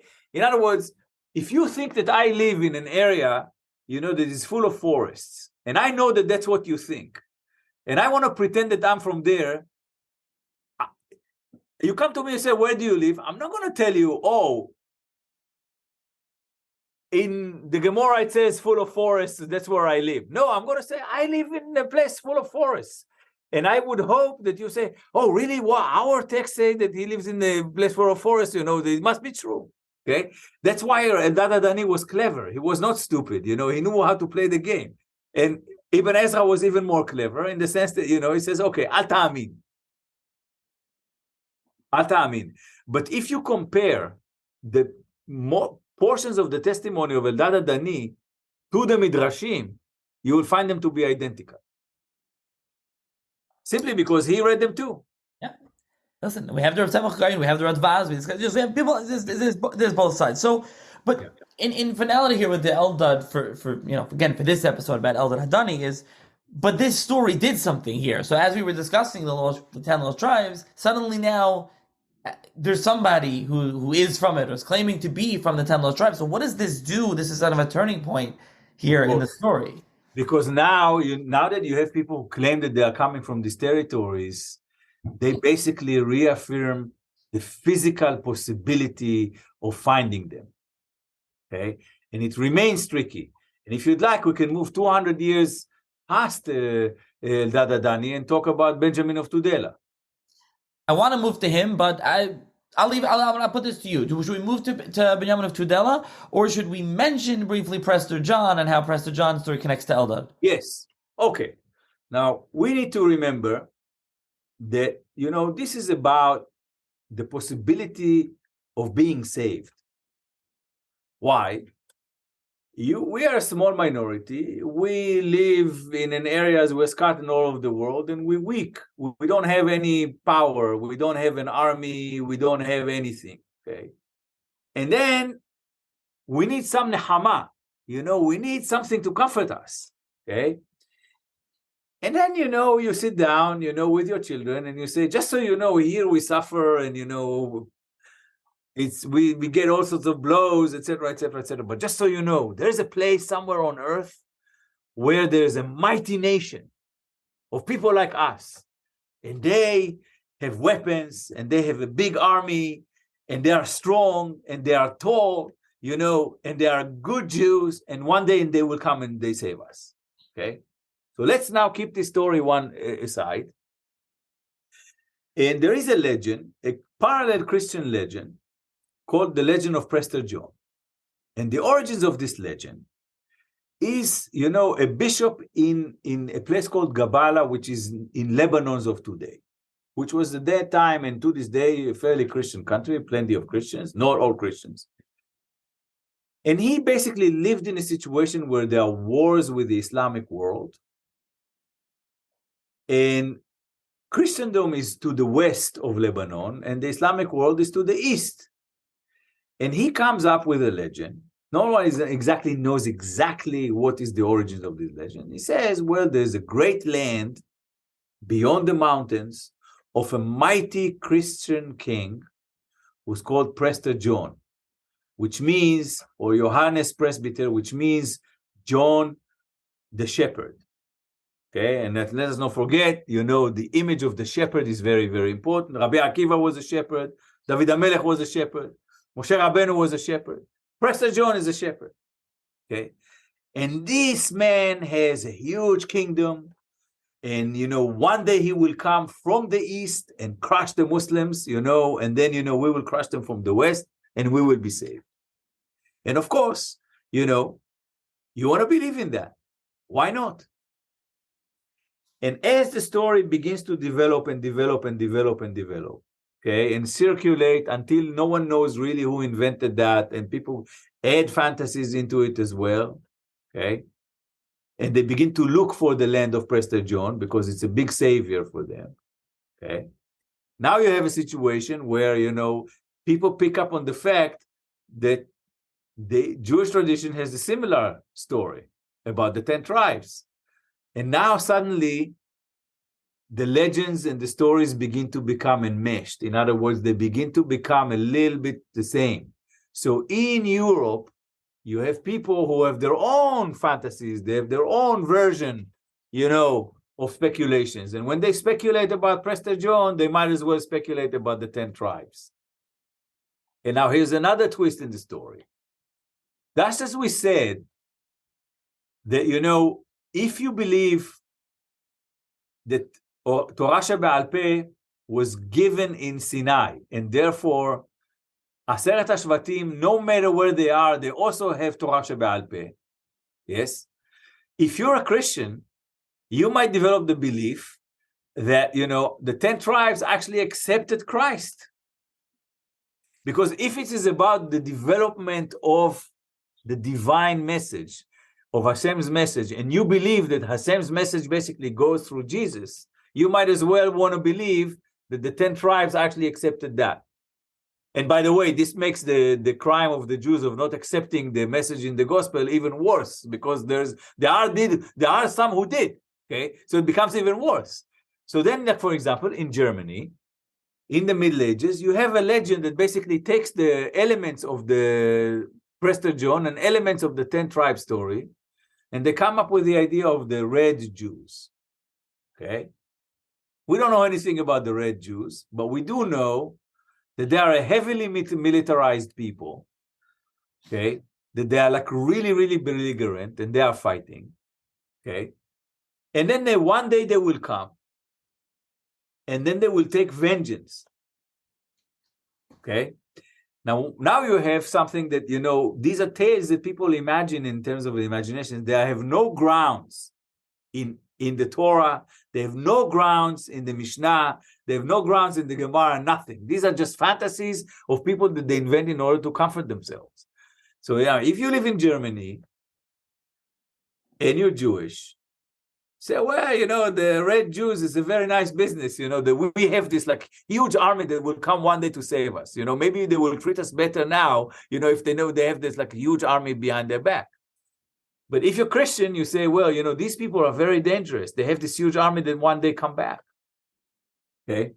And let us not forget that usually in a state of war or in a state of conflict, the weak side tends to hope for a mighty savior. Like, just imagine that you go to the street to play, and some guy comes and bullies you, and you tell him, my big brother is going to come and he's going to punish you. Okay, and my big brother is tall and strong, and he's going to teach you a lesson. Okay, and let us not forget that in Europe in particular, there are tensions about vengeance. There's the possibility of vengeance because people are suffering. Okay, and sometimes when people cause harm to other people, they begin to develop fear that one day they will be subjected to a certain vengeance. And then these stories begin even to develop even more and more and more. So the Red Jews, I'll say there'll be an episode also on that, Rebecca Voss, about Reute Juden, and then and Prester John as well. I read a little bit from Prester John in the book. There's letters. There's a lot more. So there'll be a separate thing about Prester John. It's related enough, but that's really where, the Sambatyon and the Aseret Shvatim play into that story, as you write in the book, that the Prester John letter and the alleged letter that he's writing, it says, on the one side of our country is a river, on the border of which all kinds of excellent spices are found. Near to it is another river, full of stones, which falls into the ocean, which flows between the sea and the 9 tribes of Israel. 9. This river runs all the week till the Sabbath day, when it rests. It carries large and small stones to the sea, like a river of water does. Consequently, the 9 tribes of Israel cannot pass the river. On the other side, we have 44 towns built of very strong stones, and the distance between one town and another is not more than a bow shot. In order to guard them, we have 44,000 horsemen, 50,000 bowmen, and 30,000 men on horseback to guard the cities from an attack by the children of Israel. For if they could pass the river, they would destroy the world. The Israelites possess 10 of the cities. Then it goes on and on and on. So there's... Yes, exactly. Now, it proves only one thing for us. It proves that the person who writes this on behalf of Prester John really knows the various traditions and really plays them together very, very nicely, as if he were like a very serious Talmid Chacham. In other words, here's the thing. You see, if you want to make a good lie, you need to know the sources well, because you need to have almost everything that is true except the thing that you lie about. This way it will be more accepted. Absolutely. So again, because it ties in, there'll be an episode on Prester John, hopefully. And for those interested in Prester John, also there's a podcast that like Our Fake History. He has a nice episode on Prester John there for those interested in listening. Okay, so we mentioned Binyamin of Tudela. Yeah. And how he plays in over here. He ties in his travels. Yeah, you will notice probably that the more we speak, I more move to speak in Ashkenazic Havara, and instead of saying Binyamin, I say Binyamin. Okay, so I say Binyamin of Tudela. So who was Binyamin of Tudela? He was a traveler. He was a rabbi from Tudela in Spain, a very learned person, obviously, And he was traveling in the area that he knew. In other words, in the known world that he knew, all the way from Spain, to different locations, Northern Africa. He goes to Bavel and Paras and beyond. Okay. And he writes a report, and he has, by the way, another person named Ptachya of Regensburg, who wrote a book called Sivuv Ptachya, okay, which means it's another travelogue. And the thing that is very, very important about Benjamin of Tudela, that, he moves in a time that, the violence in the region subsided. In other words, the Crusader Wars, kind of rested a little bit, and the Mongols did not show up yet, okay, from the east. So he takes advantage of this peace, relative peace, and he travels. And when he arrives, this is one thing, that the Jews in Europe in the Middle Ages, they were small communities. But when he arrives in Bavel, in Mesopotamia, he sees huge numbers. At least to him, these are huge numbers. And he exaggerates a lot. He says, 80,000 here, 50,000 there. And you know that when he mentions these numbers, it reflects the fact that he actually lives in an area of small communities. We know today, by the way, in Ashkenaz, which is southern France and southern Germany, the original Ashkenaz, there were very small communities, 100 people here, 100 people there. Okay, but in the east you have large communities. Okay, certainly larger, than in Cairo and so on, and that makes him begin to wonder when the 10 tribes are. Now, pay attention. If you read his text very carefully, you will find that he doesn't say that he saw the 10 tribes. He just said that he heard.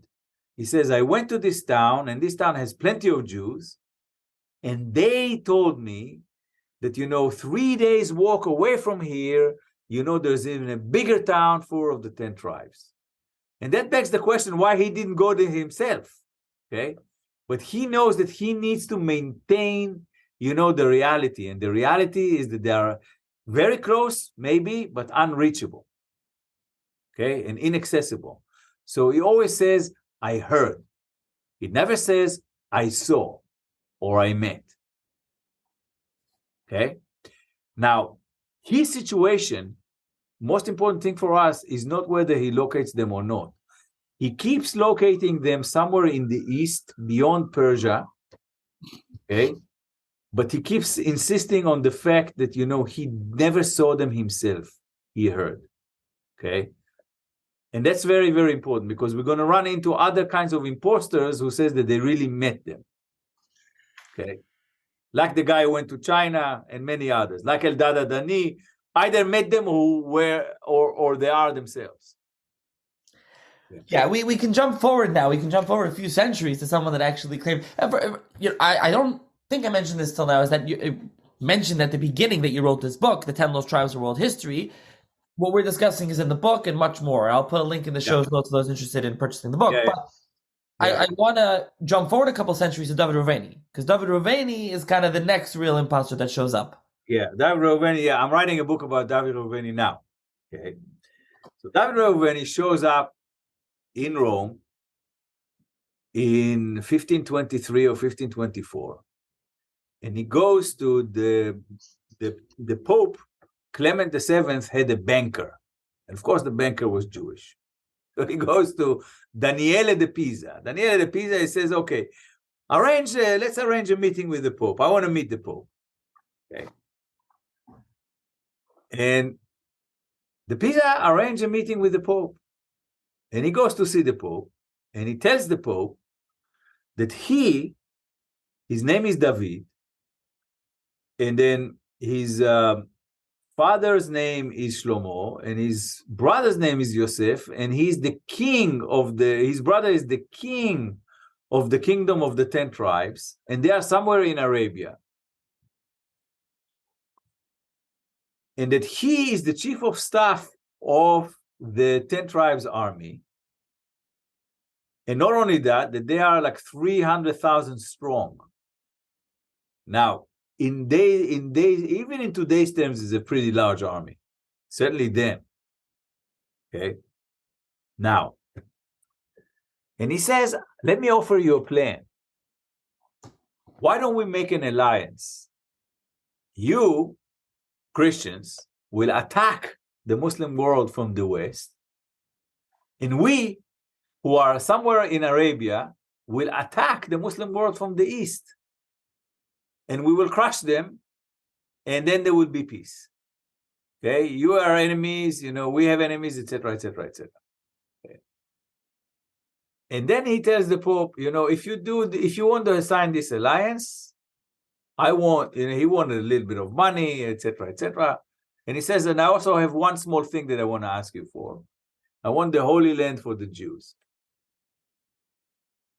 Okay, in other words, after you defeat the Muslims, you will inherit the Holy Land and give it to us. Now, it's not very clear if the Pope believed him about being from the lost tribes. But the Pope actually writes in his journals, he says, yeah, there was a man here from Arabia, a Jew from Arabia. He specifically says a Jew from Arabia, He says he gives him letters of recommendation and letters of introduction. So this man can go to various kings in Europe, okay, and introduce himself and start building that military alliance as if he really has a whole army behind him. Okay. Now, this man has a whole career. He goes to Lisbon and he speaks with the Portuguese king, and he moves around and he talks to Carl V and he talks to other people, and he basically fashions himself as a diplomat. He says, like, okay, if you have quarrels between yourselves, let me be the mediator. I'll bring peace among the Christian kings of Europe. And all of this time, he basically produces all of these fantasies about being from the lost tribes. Okay. Now, then there's the question, why did they believe him? Or at least partially believe him? And if you look, there was a rabbi in Italy at the time named Avraham Faritzol. And Faritzol, who was a geographer and wrote a lot of things, etc., etc., he describes this man. And he says, first of all, he says he has a dark skin. And he also says, he says, Leshono Hagarit. In other words, he speaks the language of the mother of Ishmael. In other words, he speaks Arabic. And he says, Mitpalel Gadol. He says, like, he really davens with anxiety, with ecstasy, okay, with a lot of passion. By the way, Nachi, you need to compliment me for saying the word daven. That's I'm right. not supposed to. I guess I'm rubbing off on you this long. Yeah. He prays with a lot of ecstasy. He really applies himself into the prayer. Now, he basically describes a Jew that is unusual to the European case. If you went to Iraq or to Morocco and you say, yeah, I met someone with a dark skin, who speaks Arabic, no one would say, oh, wow, unusual.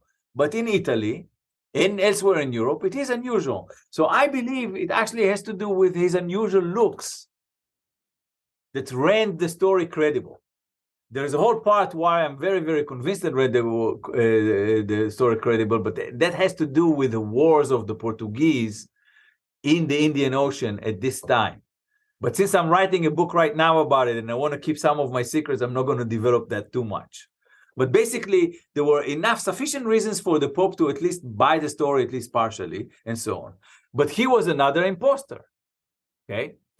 And the Jewish reaction to his appearance in Europe was unbelievable, because in Spain and in Portugal, there were a lot of people, Anusim, who were forced to convert to Christianity. And then suddenly this man shows up, and he says, we have this big army, and we have all of these kingdoms, and we have kings. In other words, we 10 tribes have everything that you don't. You don't have freedom. You can't practice your religion and so on.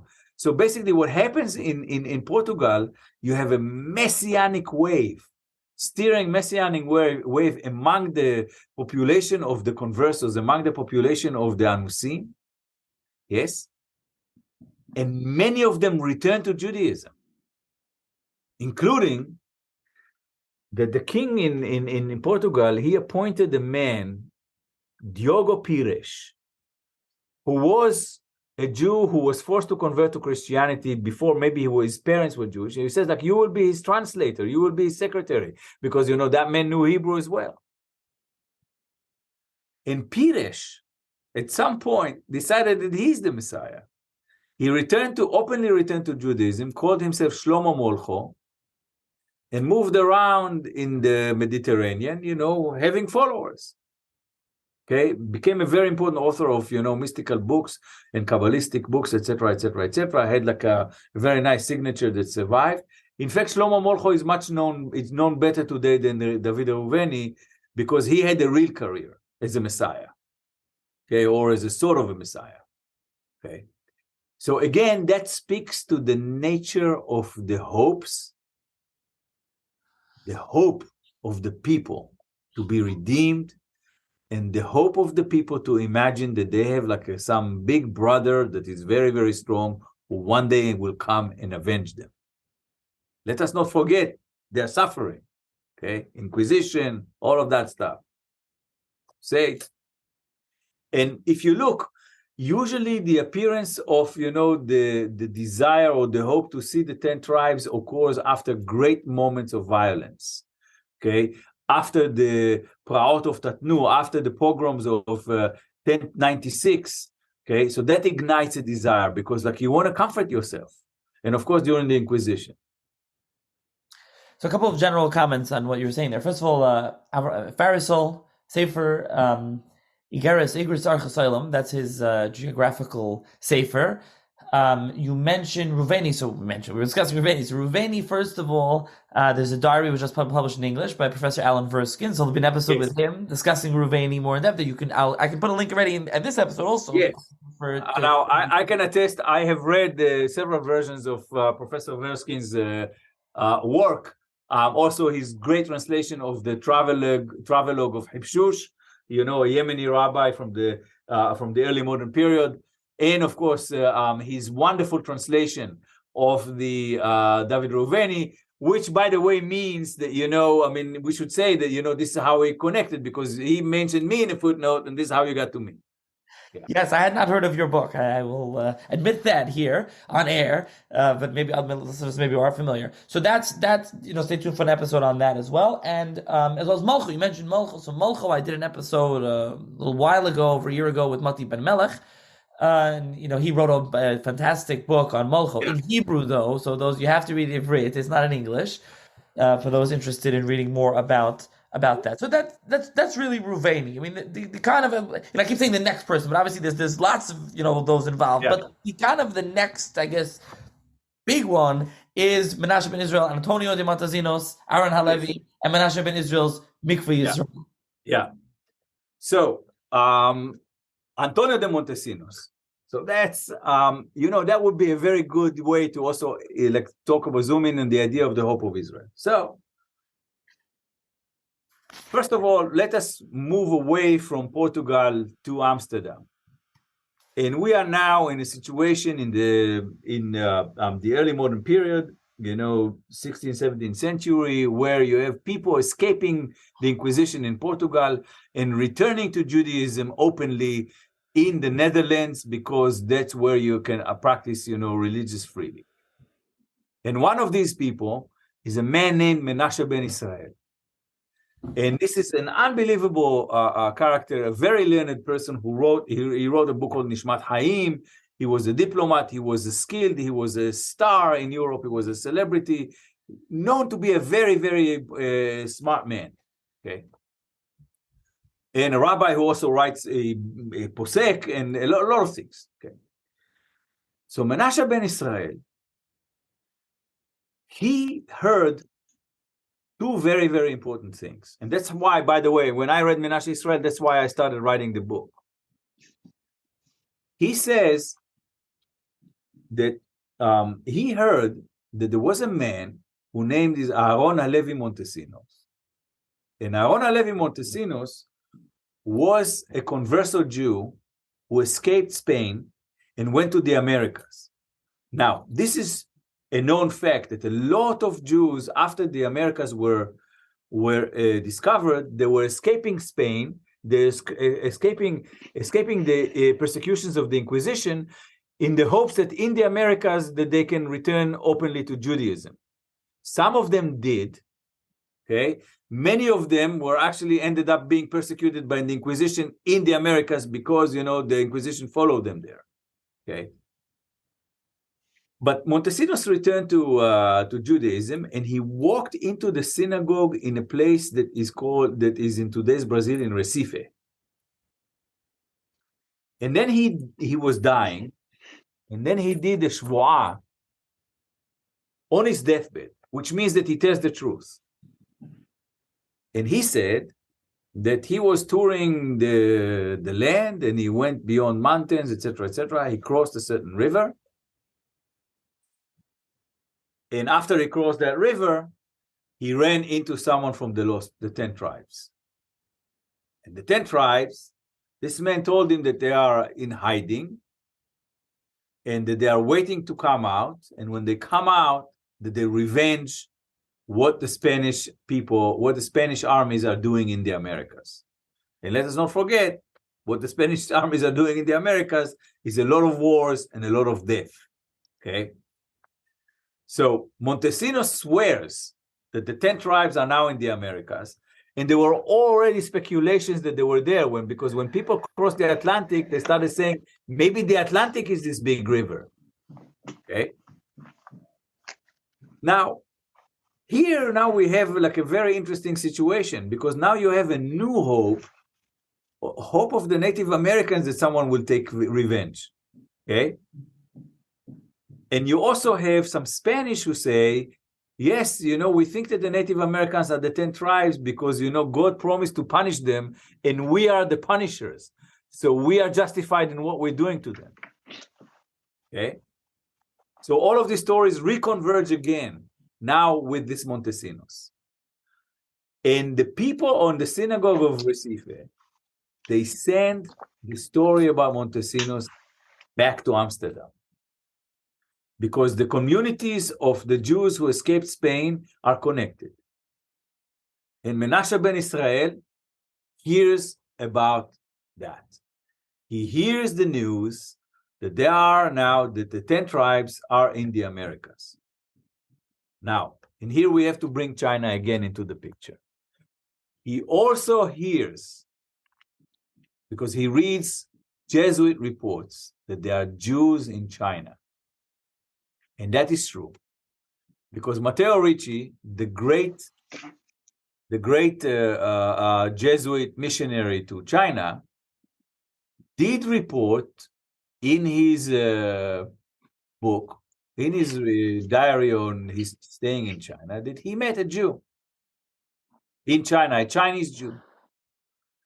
Now the question is, why is Menasseh ben Israel so excited to hear that there are Jews in the Americas, 10 tribes, and there are Jews in China? He is excited because he now thinks in the terms of what Sefer Daniel says. The book of Daniel has a prophecy that the moment of Geulah will come when the Jews finish the process of being scattered all over the world. Now, if China was discovered by the Jesuits, because China was kind of isolated, and suddenly they go to China. And they go to China and they say there are Jews in China. And if there are people who say that there are Jews in the New World, or 10 tribes in the New World, it means that now that the children of Israel have been scattered all over the world, except in one place. You know where? England. Why? Because England, in the 13th century, expelled all of its Jews. It was the first expulsion of Jews from a European territory. England expelled all the parts of Jews, and Menasseh ben Israel thinks, okay, if we have Jews in China, and we know that they are everywhere else, and now we also hear that they are in the Americas, because Montezinos tells us the Americas, in order to hasten the Geulah, all we need is to see if we can return the Jews to England. So he crosses the channel from Amsterdam to England, and he goes to meet with Oliver Cromwell. And he pleads with him to allow the Jews to return to England. And he's actually partially successful. Now, he writes a book that is called Mikveh Israel, or Hope of Israel. Yes? And the book is already translated into English in 1653, immediately around the time of his travel to England. Okay? In other words, it becomes sort of a bestseller in Europe because it gathers a lot of interest. And in the book of Mikveh Israel, he basically talks about, the hope of Israel and the hope that, the moment of redemption will come through this geographical move of them completing the process of spreading all over the world. Now, let us just pay attention to the way in which, he's very, very clever with the title. Because what is mikveh? Mikveh comes from the root of kiva, kiviti, yes, from the root of lekavot, of tikva. Okay, so mikveh here means hope. But also mikveh is mikveh mayim, where all the water are gathered together. Okay? So mikveh Israel is the hope of Israel, but also it is the gathering of all of Israel. Okay? So here, there's a little bit of a play on that particular ability of the Hebrew word sometimes to have more than one meaning. Okay? And in this book, he says, when I was reading this, I was hoping to become a world historian, which I hope I did become one. But he writes this book, he says, he writes this book as a sort of an epistle, as an igeret, or as a letter to all Jews, and he says, please send me notices about where you are in the world. If you're traveling in the world and you discover Jews, send me notices, because then I will put them in this book, and then we will have a picture of where we are, where all of us are. Okay? And in this regard, he's not different than many other Jewish geographers of his time and even before his time, who, when they were writing about the geography of the world, they were also trying to write about the geography of the putative location of the 10 tribes. And that's Menasseh ben Israel. It's a little bit about Menasseh ben Israel. Yeah. Again, from Montezinos and Menasseh ben Israel each, there'll be separate episodes as well, go more in depth into them. It's a fascinating work, Mikveh Israel. It's been translated to Hebrew. There's a modern English edition. I can post to both in the links in the show's notes for those interested. The Hebrew edition is a little bit older, but it can buy like on Amazon $299. It's facsimile of it from 150, 200 years ago, whatever. And it goes through all the different stories and how the Native Americans or not, they came through Greenland. He goes through like all this kind of fantastical things. Just in general, I've mentioned this in the podcast before, but I'll say it here. There was actually a historical fiction novel published a few years ago called Journey to the End of the Earth by Deborah Rand, about Menasseh ben Israel and about a lot of this getting the Jews back to England by Feldheim. They're very interesting for those interested in that as well. So that's kind of the story over there of Menasseh, and he kind of discusses, he discusses the lost tribes and where they are and where he puts them, and he discusses the Native Americans and Canary Islands. He kind of goes through how they, like I said, they came through Greenland. He goes through he has a whole kind of a thing. Now, I don't know if we mentioned the Christian, this kind of this time period, the 17th century. Menasseh ben Israel's living is kind of this Christian, Catholic, Protestant, the hopes, the millenarianism, they're kind of hopes of messianism as well. Plays into this, big part of it. Exactly. So we need to also always remember that, these things exist in a context and they spring up for a certain context. And the context is never separate. It's always part of something bigger. So at that time, the 10 tribes become a topic of Christian desire and a Christian anxiety as well. They are being used in different directions. Okay, you have a Franciscan monk who is in the Americas, who's very much opposed to what the Spanish are doing there, because he just wants the Native Americans to convert to Christianity. He doesn't want them killed. So he uses the legend of the 10 tribes for him, is his regard. He says, like, okay, these people will come and they will take revenge of you. There are some people in Spain who said, well, the Bible said that they will be punished, and we are only continuing the punishment. So they provide a justification to the colonization of the Americas. Okay? In other words, you can spin the story in any direction according to your interest and according to your political hopes and desires. Okay? Now, Ben Israel has two things. First of all, I think politically he really wanted to achieve a situation in which Jews will be allowed to live in England. Okay, that was his diplomacy. Second, he did probably believe in the prophecy of the book of Daniel, and he was encouraged by the fact that there were notices and news about the presence of Jews in China and in the Americas. Okay, and then so this is something that it's part of a certain dialogue. He couldn't just go to Cromwell and tell him all of these stories if he didn't know that Cromwell would be at least open to them. So we need to understand at this point that the question of the 10 tribes is just as Christian as it is Jewish. And in certain respects, it's sometimes even more Christian than it is Jewish, in the sense of they are really, really obsessed about them. And in this point, we maybe should mention this man, his name escapes me for a second, but you will probably remember the Bavarian rabbi who moved to England and made a whole career.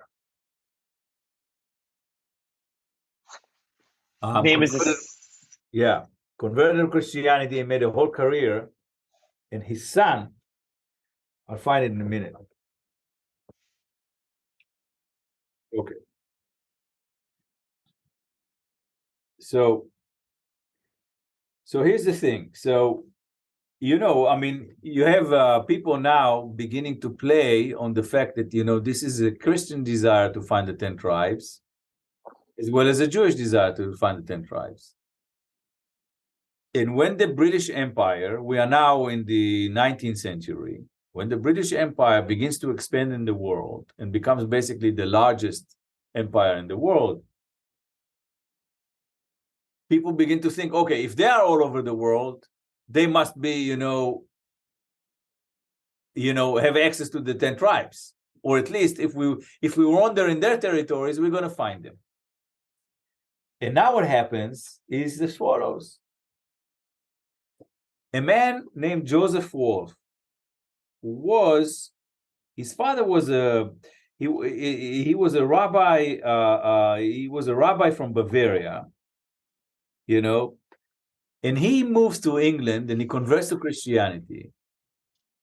And he becomes like a traveler, and he travels in different places, and he makes stories about his adventures and about all of his things. And he goes to Afghanistan, and of course, he found the 10 tribes, and of course, he did all sorts of things. And he says these stories to the people in England who buy them really, really avidly. Okay, his son became an ambassador. And not only did he become his ambassador, he actually became a sir. He was knighted part of the British government. And his name was Sir Henry Drummond Wolff. Okay. And since he was a diplomat, he was appointed by the Ministry of Foreign Affairs in England to be the delegate in Tehran. So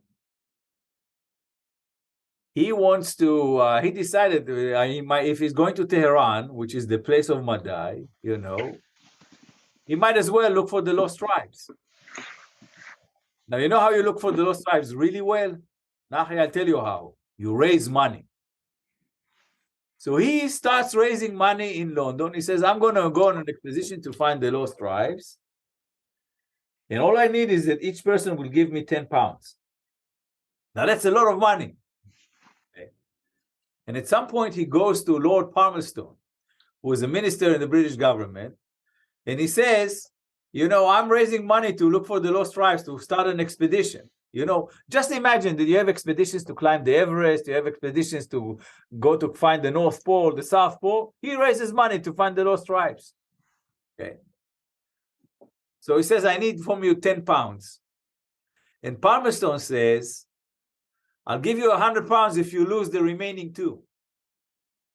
In other words, what do you mean you're going to find 10 more tribes of these 2 that we have here? Like, I'll give you 10 pounds. I'll give you 100 pounds if you lose the remaining 2. Okay. Now, what does this speaks for? It speaks for the culture. The fact that, the 10 tribes become a matter of popular fantasies and popular culture and a lot of things like that. And you have adventures. You have adventurers who look for the lost ark. You have adventurers who look for, the Holy Grail. You have adventurers who look for the North Pole. You have adventurers who look for El Dorado. You have adventurers who look for the, Prester John. And you also have adventurers who look for the 10 tribes.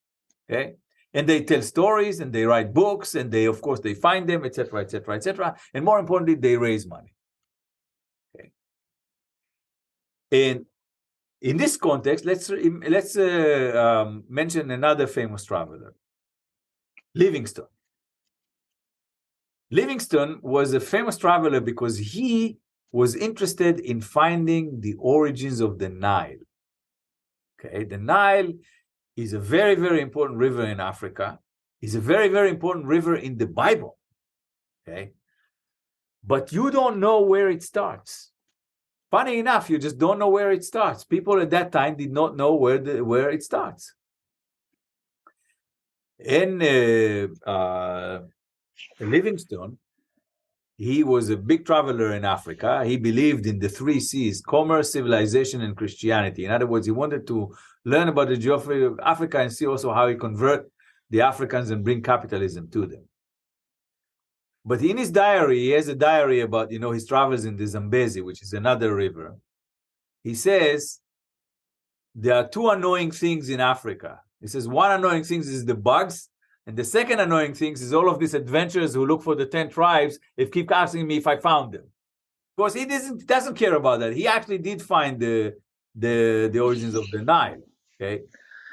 But the point was that, he was annoyed with all of those people who are looking for the 10 tribes. And I think I have in my book another episode that brings the 10 tribes. Okay.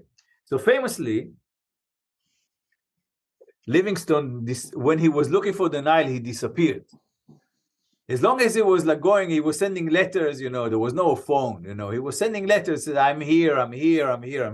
One day, no more letters from Livingstone. Everybody were trying to find out what's going on with him, where he was, etc., etc., etc. And he basically disappeared. Okay. And people in some journalists in America decided to raise money to send someone to find Livingstone. Okay, because he now became an object lost, and people want to find him. Okay, so they raised a lot of money, and they sent another adventurer whose name was Henry Morton Stanley. Now, Stanley said, I'm going to find the person who was looking for the origins of the Nile and got lost. I'm going to find him. So it's now a search about a search. Okay. So he raised money and he goes to Africa. Now, the true history is that he did find Livingstone. Okay. And the encounter was very, very important. It says Mr. Livingstone, I presume, etc., etc. But in the meantime, in one of the American newspapers, the whole encounter was spoofed, okay? Because the man who financed the trip was the owner of the Herald, the Herald, which was the newspaper that was financed the trip, and his name was James Gordon Bennett. And he paid the money, and since he paid the money for the trip, he was anxious to find him. So they spoofed him. And it says and the spoof reads as follows: Mr. Bennett, and in parentheses, in bed, 4 a.m. And now he talks to Mr. Stanley, but he doesn't talk to him about Livingstone or about the origins of the Nile, the sources of the Nile. He talks to him about the 10 tribes.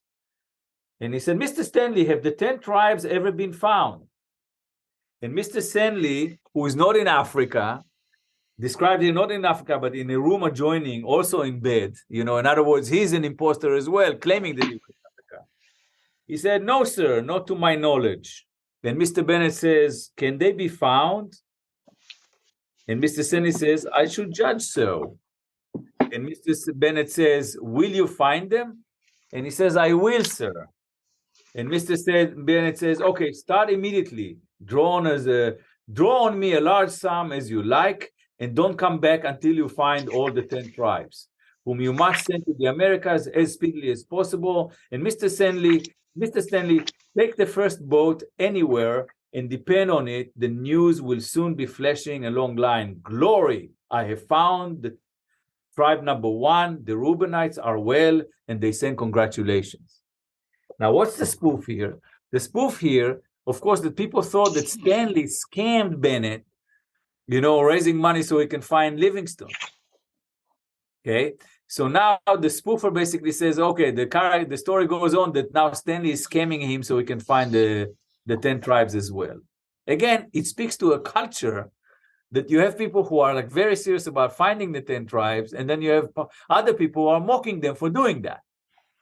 Okay, because there's a lot of stuff. And this would be a good transition to come up to the Mormons. Absolutely. That's what I was going to go to. The American religion from America. We have Mormonism. Exactly. So, you have all of these people who try to promote rationalism and reason. And among them is a guy named Rafinesk, who has a newspaper where he promotes rationality and reason, and he hates all of these people with fantasies and so on.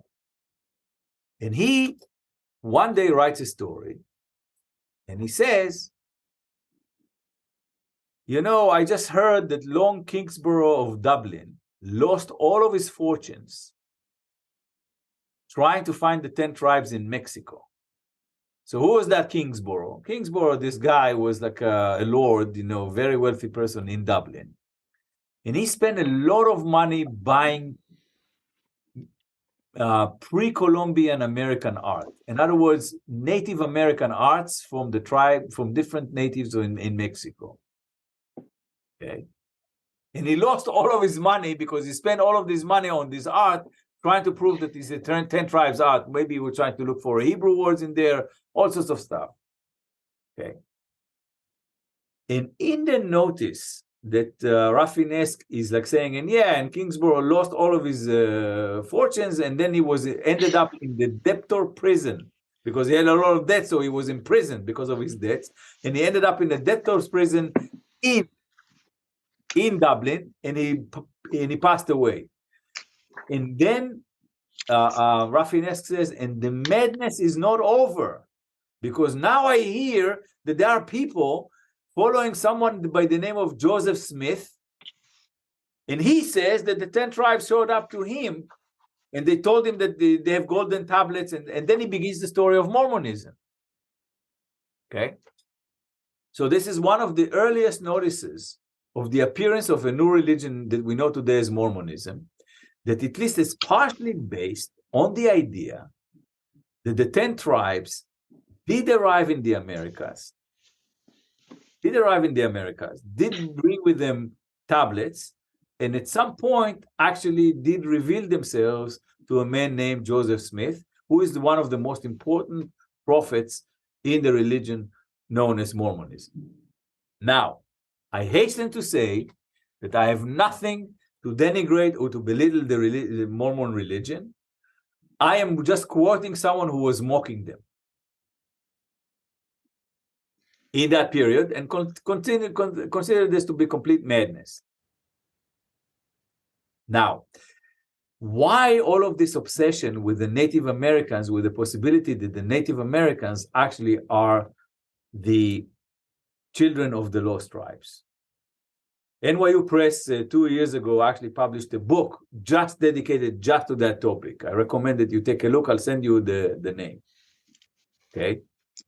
That is a very, very old theory that originates in the period right after Columbus, yes, which basically theorizes that the people whom we call Native Americans are the descendants of the 10 tribes.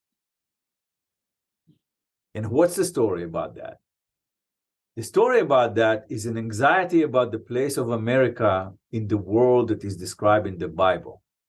Because the Bible, in the book of Bereshit, describes all the continents and all the peoples of all the children of Shem, Ham, and Yefet.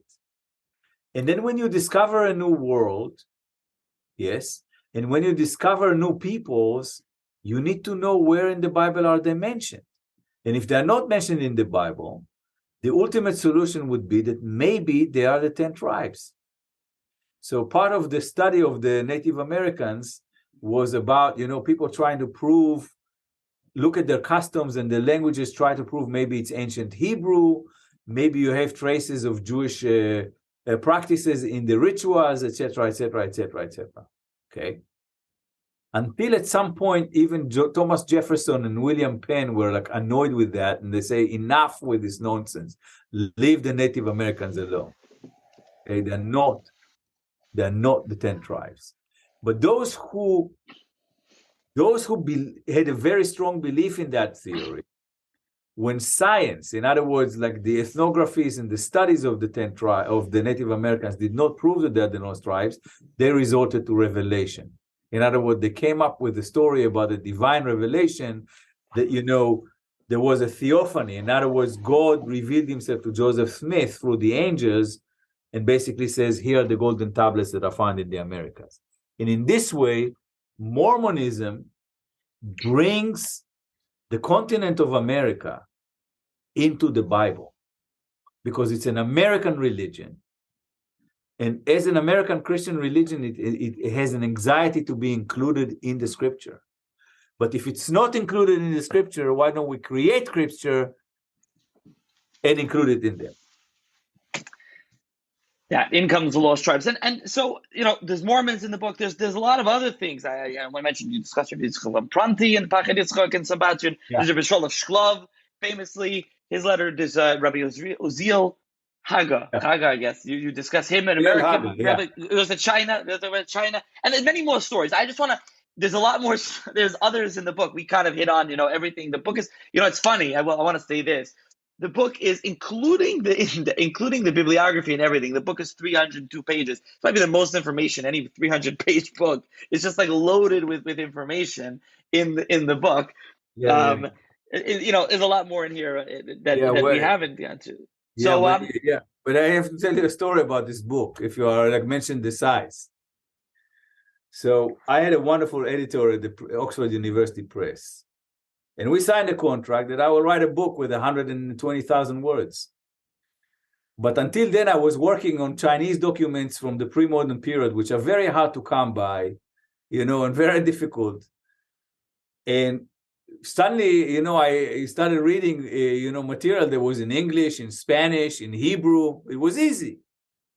And there was so much material that I forgot what I was doing. And instead of writing 120,000 words, I wrote 180,000 words. And then I sent the book to them. And as the book was going to print, they wrote to me, they said, you wrote a third more. And I said, what to do? And they said, listen, we need to cut it. You need to cut it by a third. And I removed all the part on the Reuveni, which now I'm intended into a completely separate book. So if you mentioned that these are 300 pages, let me tell you now, it was bigger. Because what I just scratched is the tip of an iceberg. The tip of an iceberg of how much fantasies, knowledge, fake knowledge you have about this story that is very, very powerful. And I hope that's what we emphasize here in this episode. And I mentioned this a bunch of times. You said, Menashe ben Israel, Montezinos, Prester John, Eldad HaDani, separate episodes about this stuff. David Reuveni, separate episodes in this series of trying to, it's just not one thing we could do one podcast. I mean, as it is this episode, we discussed a lot, but kind of just the tip of the iceberg, as you mentioned, and there's much more in the book. Just kind of two, kind of things as we finish up is, first of all, the location. As listeners have been listening to this episode, They start off, they're in, as you mentioned, Madai, Pras, they're in Persian area, Persia, in the Middle East, and they're moving to Ethiopia, they're in Africa, they're in India, they're in China, they're in America, and everyone's mind and fascination, they're moving all over the place. Yes. What's kind of their how and kind of two parts of one question. I mean, why is it that they're moved all over? And then kind of like, even realistically, some of the people coming later on saying this, they knew that there were earlier traditions, so they have to, are they rationalizing? Like, they went here and this is how they traveled there, or they think they always were there. Yeah. So, this is of course, part of the way in which the, human imagination about global geography works. The moment you know something, you move to the next unknown and you place the lost tribes there. Okay. So like, let's say if you landed on the coast of America, and you're not yet in the jungles, you say, oh, they are in the jungles or beyond the mountains, etc., etc., etc. You always want to put them ahead of you so you can reach them, okay? Or that, to explain why you haven't reached them yet. That's why they're moving all over the place. In other words, if you live in the Second Temple period and your world is Mehodu Ve'ad Kush, you're going to put them beyond the boundaries of that world. But if you now spread and you moved on, then you have to redo the boundaries, okay? And for instance, when I discussed, this Abraham Ortelius, the cartographer in Antwerp in the 16th century, he basically already had a very good idea of the map of Asia. So what he did, he put them in the northeasternmost position in Asia, because he already had all of the other locations mapped. So he says like that was the place that they didn't map, and so he actually made up a peninsula and he wrote there, this is the land of the 10 tribes, because he could not let go of the belief that they exist, but he already knew that they didn't exist in all the places that he mapped. So he made a fake peninsula and says they are there. Okay, and he pushed it to the farther position, almost close to Alaska, that is possible. Now, the one thing that we know about how humans, some 20,000 years ago, crossed the Bering Straits between Siberia and Alaska and actually reached the Americas and populated the Americas. What we know about them is that basically the speculations about how they arrived at it are made by scientists, resemble the speculations about how the lost tribes made it to the Americas by people who speculated about them. Okay, that's why, for example, in the late 19th century, you have a lot of Mormons who believe that they are in the Arctic Circle. And they write stories about this, they write novels about it, they try to calculate, where they are, and so on.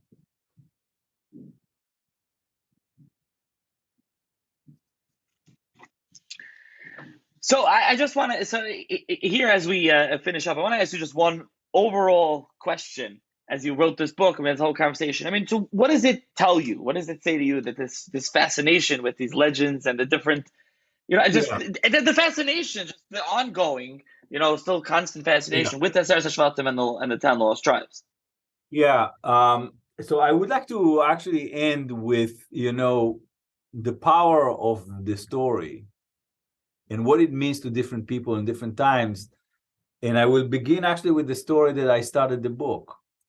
As I was writing the book, a man who claimed that he found the lost tribes in Israel wrote a book that he found the lost tribes. And he started actually why he was fascinated with the lost tribes. In other words, remember I said that Stanley was looking for Livingstone. Okay. So I was searching for people who searched for the lost tribes and to write a book about them. Okay. Because I wasn't searching for the lost tribes. So here I am with a book that was written by someone who was searching for the lost tribes. And he started his book by an autobiographical note. He said, I was born in Transnistria, in an area in Romania. And when I grew up, I learned the stories about the 10 tribes.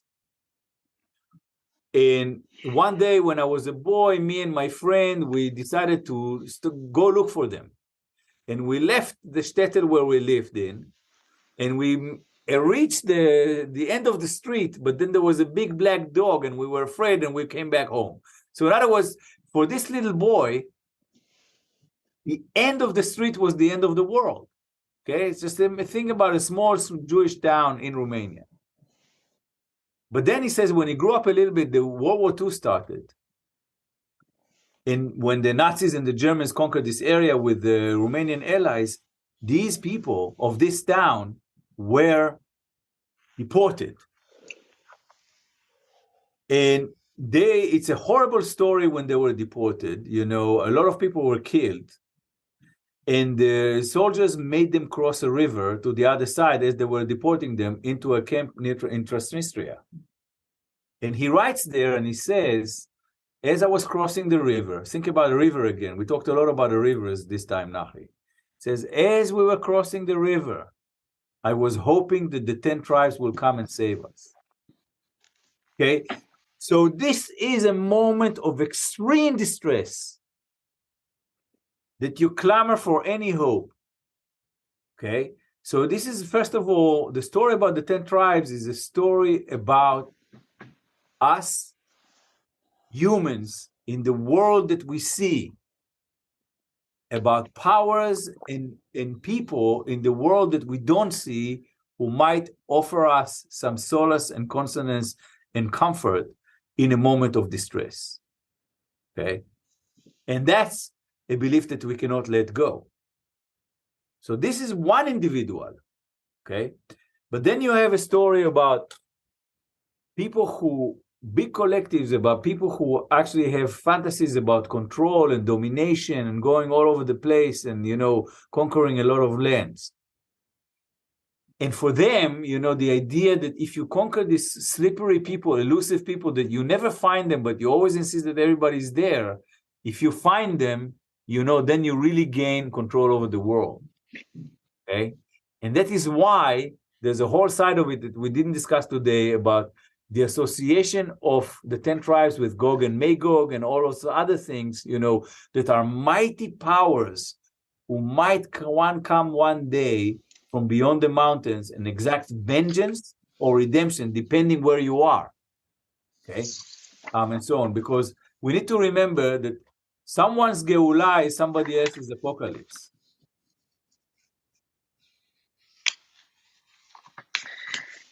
Yep. Absolutely. Okay. Obviously, you know, I feel like I say this a lot on the podcast. This is right. Obviously, there's a lot more to discuss, but there is, especially with this. Your book has much more. There is more. So I'm going to say that kind of cliche. So I'll post a number of these links in the show's notes for books that we referred. Obviously, your book is started with the link to purchase will be in the show's notes. Some other things, if there's any other books that you provide me that you want me to put in the show's notes, I can put for the listeners. And again, this is just the starting point in the conversation. And thank you for coming on the podcast to discuss with me. Yeah. God willing, we'll have another one, you know. And I promise you that when I finish the manuscript of David Reuveni, we will talk more. I'm still working on that because I've been collecting material from everywhere, Inquisition material, and a lot of Portuguese materials, and including even Chinese documents that are important into the story. Amazing. Okay, amazing. Looking forward to discussing that and to reading that book when it's ready to be published. Yeah, it's a good tale. Yeah. Absolutely. Again, listeners, stay tuned to the episode of Prester Verskin and read the translation of his diary. It's just a fantastical tale. It's a great read. Forget about what's true and what's embellished and exaggerated and whatever. In my best regards to Ellen Verskin, he did a wonderful job. Yeah. Yes, really a wonderful job. All right. So thank you very much, Professor Benite, for joining me. Thank you.